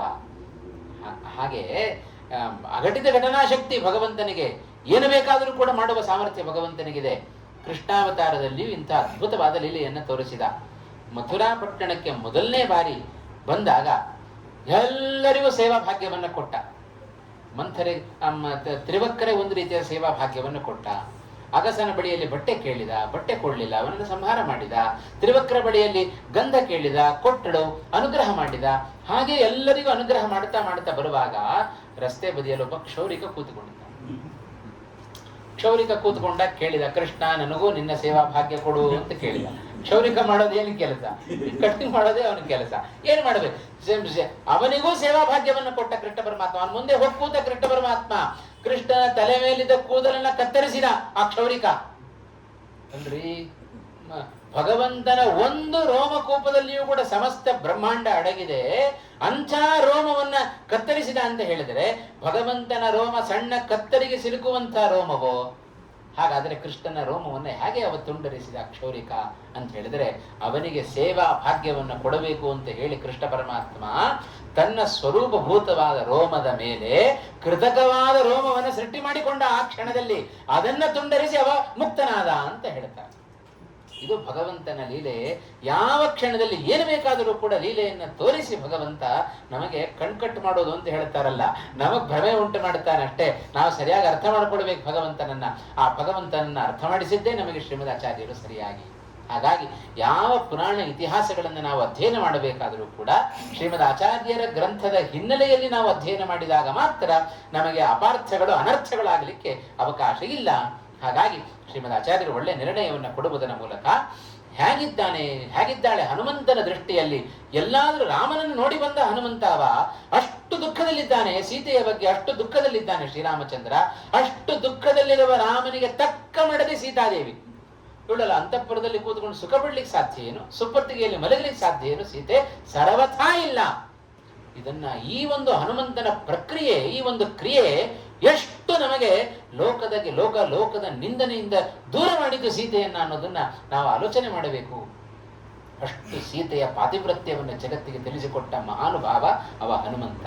ಇದು ಸುಂದರಕಾಂಡದಲ್ಲಿ ಬಂದ ಅದ್ಭುತವಾದ ಒಂದು ಘಟನೆಯಲ್ಲಿ ಆ ಹನುಮಂತನ ಕ್ರಿಯೆಗಳಲ್ಲಿ ಇದು ಒಂದು ಸೀತಾನ್ವೇಷಣೆಯಲ್ಲಿ ಪ್ರಧಾನವಾದ ಘಟ್ಟ ಇದು ಅಂತ ಉಲ್ಲೇಖವನ್ನು ಮಾಡುತ್ತಾರೆ. ಹಾಗೆ ಶುದ್ಧವಾದ ಚಾರಿತ್ರ್ಯ ಅದು ಸೀತೆಯದ್ದೇ ಹೊರತು ಇಂಥ ರಾವಣನ ಅಂತಃಪುರದಲ್ಲಿ ಬಂದು ಮಲಗುವ ವ್ಯಕ್ತಿ ಅವಳು ಸೀತೆ ಅಲ್ಲ. ಸುಪ್ಪತ್ತಿಗೆಯಲ್ಲಿ ಮಲಗಿ ಭೋಜನವನ್ನು ಉಣ್ಣುವ ವ್ಯಕ್ತಿ ಅವಳು ಸೀತೆ ಅಲ್ಲ. ಹಾಗಾಗಿ ರಾಮನಿಗೆ ತಕ್ಕ ಮಡದಿ ಅಂತ ತೋರಿಸಿಕೊಡಬೇಕು ಜಗತ್ತಿಗೆ ಅಂತ ಹೇಳಿ ಅಂತಃಪುರವನ್ನ ಪ್ರವೇಶ ಮಾಡಿದವ. ಅಷ್ಟಕ್ಕೂ ಕೂಡ ಒಂದು ವೇಳೆ ಏನಾದರೂ ಸೀತೆಯನ್ನ ಅವ ಬಲಾತ್ಕಾರ ಮಾಡೋದಿದ್ರೆ ಒಬ್ಬಳೆ ಏಕಾಕಿನಿಯಾದ ಸೀತೆಯನ್ನ ಯಾಕೆ ಬಲಾತ್ಕಾರ ಮಾಡಬಾರದಿತ್ತು? ರಾವಣ ಕರ್ಕೊಂಡು ಹೋಗಿ ಅಶೋಕವನದಲ್ಲಿ ಇಟ್ಟುಕೊಂಡಿದ್ದಾನೆ. ವಾದರಾಜರು ಬಹಳ ಚೆನ್ನಾಗಿ ಹೇಳ್ತಾರೆ. ಸೀತಾ ಸರಸಭಾರತಿ ವಿಲಾಸದಲ್ಲಿ ಹೇಳುವಾಗ ರಾವಣನಿಗೆ ಹೆದರಿಕೆ ಉಂಟು ಮಾಡಿದ್ದು ಯಾವುದು? ಸೀತೆ ಅಲ್ರಿ, ಸೀತಾಕೃತಿ. ಅವ ಹೊತ್ತುಕೊಂಡು ಹೋದದ್ದು ಸೀತಾಕೃತಿಯನ್ನಟ್ಟೆ. ಸೀತಾ ಪ್ರತಿಕೃತಿಶ್ಚಾಪಿ ಯದಾ ರಕ್ಷೋ ಭಯಂಕರಿ. ಇಡೀ ರಾಕ್ಷಸನಾದ ರಾವಣನಿಗೆ ಸೀತೆಯ ಆಕೃತಿ ಇಷ್ಟು ಭಯವನ್ನು ಉಂಟು ಮಾಡಿಬಿಡ್ತು. ಇನ್ನು ಸಾಕ್ಷಾತ್ ಲಕ್ಷ್ಮೀದೇವಿಯೇ ಬಂದುಬಿಟ್ರೆ ಇನ್ನೆಷ್ಟು ಭಯ ಆಗಲಿಕ್ಕಿಲ್ಲ ರಾವಣನಿಗೆ. ಹಾಗಾಗಿ ಸೀತೆಯ ಆಕೃತಿಯೇ ಇಷ್ಟು ಭಯಾನಕವಾಗಿದೆ ರಾವಣನಿಗೆ. ಹಾಗಾಗಿ ಉತ್ತರಕಾಂಡದಲ್ಲೆಲ್ಲ ಹೇಳ್ತಾರೆ, ಸೀತೆಯನ್ನ ಬಲಾತ್ಕಾರ ಮಾಡಲಿಲ್ಲ ರಾವಣ, ಅವಳ ಮನಸ್ಸನ್ನ ಒಲಿಸಲಿಕ್ಕೆ ಬೇಕಾದಷ್ಟು ಪ್ರಯತ್ನವನ್ನ ಪಡ್ತಾ ಇದ್ದಾನೆ ರಾವಣ, ಬಲಾತ್ಕಾರವನ್ನು ಮಾಡ್ತಾ ಇಲ್ಲ. ಅದಕ್ಕೆ ಶಾಪವೇ ಕಾರಣ. ಯಾರಾದ್ರೂ ಸ್ತ್ರೀಯನ್ನ ಬಲಾತ್ಕಾರ ಮಾಡಿದೆಯೋ ಮರುಕ್ಷಣದಲ್ಲಿ ನೀನು ಸಾಯ್ತಿ ಅಂತ ಶಾಪ ಇದೆ ರಾವಣನಿಗೆ. ಆ ಹಿನ್ನೆಲೆಯಲ್ಲಿ ಸೀತೆಯನ್ನ ಅಪಹರಣ ಮಾಡಿಕೊಂಡು ಬಂದದ್ದು ನಿಜ, ಆದರೆ ಅಪಹರಣ ಮಾಡಿದ್ದಾನೆ ಹೊರತು ಬಲಾತ್ಕಾರ ಮಾಡ್ತಾ ಇಲ್ಲ. ಹಾಗಾಗಿ ಇದು ಸೀತೆಯ ಪಾತಿವ್ರತ್ಯ ಎಷ್ಟು ಶುದ್ಧ, ಎಷ್ಟು ಶುದ್ಧಳು ಸೀತಾದೇವಿ, ಅವಳ ಸ್ವರೂಪ ಎಷ್ಟು ಶುದ್ಧ, ಇದನ್ನೆಲ್ಲ ಜಗತ್ತಿಗೆ ತೋರ್ಪಡಿಸಿದ್ದು ಅದು ಹನುಮಂತ ಅಂತ. ಹೀಗೆ ಹನುಮಂತ ಸೀತೆಯ ಬಗ್ಗೆ ಸದ್ಭಾವನೆಯನ್ನ ತಾನು ಮಾತ್ರ ಇಟ್ಟುಕೊಂಡದ್ದಲ್ಲ, ಲೋಕಕ್ಕೂ ಕೂಡ ತಾನು ತಿಳಿಸಿದ್ದಾನೆ. ಇಂತಹ ಸೀತಾದೇವಿಯನ್ನ ಸಮಗ್ರ ಲಂಕೆಯಲ್ಲಿ ತಾನು ಹುಡುಕಿದ. ಒಂದು ಇಂಚೂ ಕೂಡ ಬಿಡದೆ ಹುಡುಕ್ತಾ ಇದ್ದಾನೆ, ಎಲ್ಲ ಕಡೆಯೂ ಕೂಡ ಹುಡುಕಿದ್ದಾನೆ. ಅದನ್ನೇ ಶ್ರೀಮದಾಚಾರ್ಯ ಹೇಳುವಾಗ ಮಾರ್ಗಮಾಣಃ ಬಹಿಶ್ಚಾಂತಹ, ಲಂಕಾಪಟ್ಟಣದ ಒಳಗೆ ಹೊರಗೆ ಎಲ್ಲಿಯೂ ಕೂಡ ಸೀತೆಯನ್ನ ಬಿಡದೆ ತಾನು ಹುಡುಕಿದ್ದಾನೆ. ಚಿಂತಾಕ್ರಾಂತನಾದ. ಇಷ್ಟು ಹುಡುಕಿದರೂ ಕೂಡ ಸೀತಾದೇವಿ ತಾನು ಸಿಗ್ತಾ ಇಲ್ಲಲ್ಲ, ಎಲ್ಲಿದ್ದಾಳೆ ಹಾಗಾದ್ರೆ, ಬದುಕಿದ್ದಾಳೋ ಇಲ್ಲವೋ ಸಂಶಯ ಬಂದ್ಬಿಡ್ತು ಹನುಮಂತನಿಗೆ. ಇಷ್ಟು ಸಂಶಯ ಬಂದಿದೆ. ಆದರೆ ಹನುಮಂತ ತಾನು ಆಲೋಚನೆ ಮಾಡ್ತಾ ಇದ್ದಾನೆ. ಎಲ್ಲ ಕಪಿಗಳು ತಮ್ಮ ಪ್ರಾಣವನ್ನ ಕೈಯಲ್ಲಿ ಹಿಡ್ಕೊಂಡು ಕೂತಿದ್ದಾರೆ. ಹಿಂದೆ ಹೋದರೂ ಸುಗ್ರೀವ ಸಾಯಿಸ್ತಾನೆ, ಮುಂದೆ ಹೋದರೆ ಸಮುದ್ರದಲ್ಲಿ ಬಿದ್ದು ಸಾಯ್ತಾರೆ. ಹಾಗಾಗಿ ಇಷ್ಟು ಕಪಿಗಳು ನನ್ನ ಮೇಲೆ ಭರವಸೆ ಇಟ್ಟುಕೊಂಡು ಕೂತಿರುವಾಗ ನಾನು ಖಾಲಿ ಕೈಯಲ್ಲಿ ಹೋಗೋದಂತೂ ಸಾಧ್ಯ ಇಲ್ಲ. ಹನುಮಂತ ತೀರ್ಮಾನ ಮಾಡಿದ. ಎಲ್ಲೂ ಕೂಡ ಸೀತೆ ಸಿಗಲಿಲ್ಲ ಅಂತಾದ್ರೆ, ಸೀತೆಯನ್ನ ಕಾಣದೆ ನಾನು ಕಿಷ್ಕಿಂಧೆಗೆ ಹಾಗೆ ಹೋದರೆ ಅದು ದೊಡ್ಡ ಅಪರಾಧ ಹನುಮಂತ ತಾನು ಭಾವಿಸ್ತಾ ಇದ್ದಾನೆ. ಯಾಕೆ ಅಂದರೆ ನನ್ನ ಮೇಲೆ ನಂಬಿಕೆ ಇಟ್ಟು ರಾಮಚಂದ್ರ ನನಗೆ ಈ ಕೆಲಸವನ್ನು ವಹಿಸಿದ್ದಾನೆ. ಕೆಲಸವನ್ನ ಮಾಡದೆ ನಾನು ಹಾಗೆ ಹೋದರೆ ಏನಾದೀತು ನನ್ನ ಸ್ವಭಾವ, ನನ್ನ ಪ್ರತಿಜ್ಞೆ ಏನಾದೀತು, ಕವಿಗಳ ಪ್ರಾಣದ ಸ್ಥಿತಿ ಏನಾದೀತು. ಎಷ್ಟು ಆಲೋಚನೆ ಮಾಡ್ತಾ ಇದ್ದಾನೆ ಹನುಮಂತ. ಇಷ್ಟು ಆಲೋಚನೆಯನ್ನ ಮಾಡಿ ಯಾವುದೇ ಕಾರಣಕ್ಕೂ ಕೂಡ ನಾನು ವಾಪಸ್ ಹೋಗುವಂತೆ ಇಲ್ಲ, ಕಾರ್ಯವನ್ನು ಮಾಡದೆ ವಾಪಸ್ ಹೋಗುವಂತೆ ಇಲ್ಲ. ಏನಾದರೂ ಒಂದು ವೇಳೆ ಹೋಗುವ ಪ್ರಸಂಗ ಬಂತು ಅಂತಾದರೆ ಇಲ್ಲೇ ಉಪವಾಸ ಇದ್ದು ಪ್ರಾಣ ಬಿಡ್ತೇನೆ ವಿನಃ ವಾಪಸ್ ಹೋಗೋದಿಲ್ಲ ಅಂತ ಇದ್ದಾನೆ. ಎಂದಾದ್ರೂ ಪ್ರಾಣ ಹೋಗ್ಲಿಕ್ಕೆ ಸಾಧ್ಯ? ಇಡೀ ಜಗತ್ತಿಗೆ ಪ್ರಾಣ ಕೊಡುವ ಪ್ರಾಣದೇವರು ಹೋಯ್ತು ಅಂತ ಹೇಳೋದು ಹೇಗೆ? ಹಾಗಾಗಿ ಆ ಹನುಮಂತ ಇಷ್ಟೆಲ್ಲ ಆಲೋಚನೆ ಮಾಡಿದ. ಮತ್ತೊಂದು ಬಾರಿ ಇನ್ನೊಂದು ರೀತಿಯಾಗಿ ಆಲೋಚನೆಯನ್ನು ಮಾಡ್ತಾ ಇದ್ದಾನೆ. ಏನಾದರೂ ಒಂದು ವೇಳೆ ಸೀತೆ ಸಿಗಲಿಲ್ಲ ಅಂತಾದರೆ ಆ ಸೀತೆಯನ್ನ ಅಪಹರಣ ಮಾಡಿಕೊಂಡು ಬಂದ ರಾವಣ ಇಲ್ಲೇ ಇದ್ದಾನ, ಹೌದೋ ಇಲ್ಲೋ?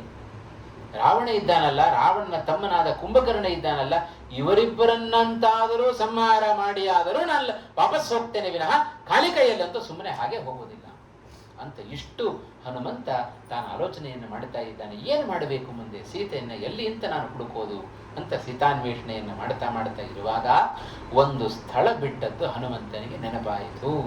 ಅದೇ ಅಶೋಕವನ.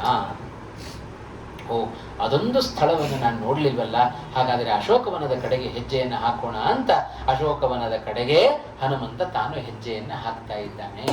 ಅದೊಂದು ಸ್ಥಳವನ್ನು ಬಿಟ್ಟಿದ್ದ ನೋಡ್ರಿ, ಹನುಮಂತನಿಗೆ ಎಷ್ಟು ಅಜ್ಞಾನ ಇದೆ ಅಂತ. ಹಾಗಾಗಿ ಹನುಮಂತನಿಗೆ ಅಜ್ಞಾನದಿಂದಾಗಿ ಆ ಸ್ಥಳವನ್ನು ಬಿಟ್ಟದ್ದಲ್ಲ, ಇದೊಂದು ಆ ಸ್ಥಳವನ್ನು ಬಿಟ್ಟು ಅದಕ್ಕಿಂತ ಮೊದಲು ಅಂತಃಪುರವನ್ನು ಪ್ರವೇಶ ಮಾಡಿದ್ದರ ಹನುಮಂತನ ಉದ್ದೇಶ ಸೀತೆಯ ಪಾತಿವ್ರತ್ಯವನ್ನು ಜಗತ್ತಿಗೆ ತೋರಿಸಬೇಕು ಅನ್ನೋದು ಸೀತೆಯ ಹನುಮಂತನ ಉದ್ದೇಶ. ಆ ಉದ್ದೇಶ ಈಡೇರಿತು. ಮುಂದೆ ಸಾಧಾರಣವಾಗಿ ಒಬ್ಬ ಸಾಮಾನ್ಯ ಕಪಿಯಂತೆ ತಾನು ಆಲೋಚನೆಯನ್ನು ಮಾಡುತ್ತಾ ಇನ್ನು ಬಿಟ್ಟ ಸ್ಥಳ ಒಂದಿದೆ ಅದನ್ನ ತುಂಬೋಣ ಅಂತ ಹೇಳಿ ಅಶೋಕವನದ ಕಡೆಗೆ ತಾನು ಪ್ರವೇಶವನ್ನು ಮಾಡುತ್ತಾ ಇದ್ದಾನೆ.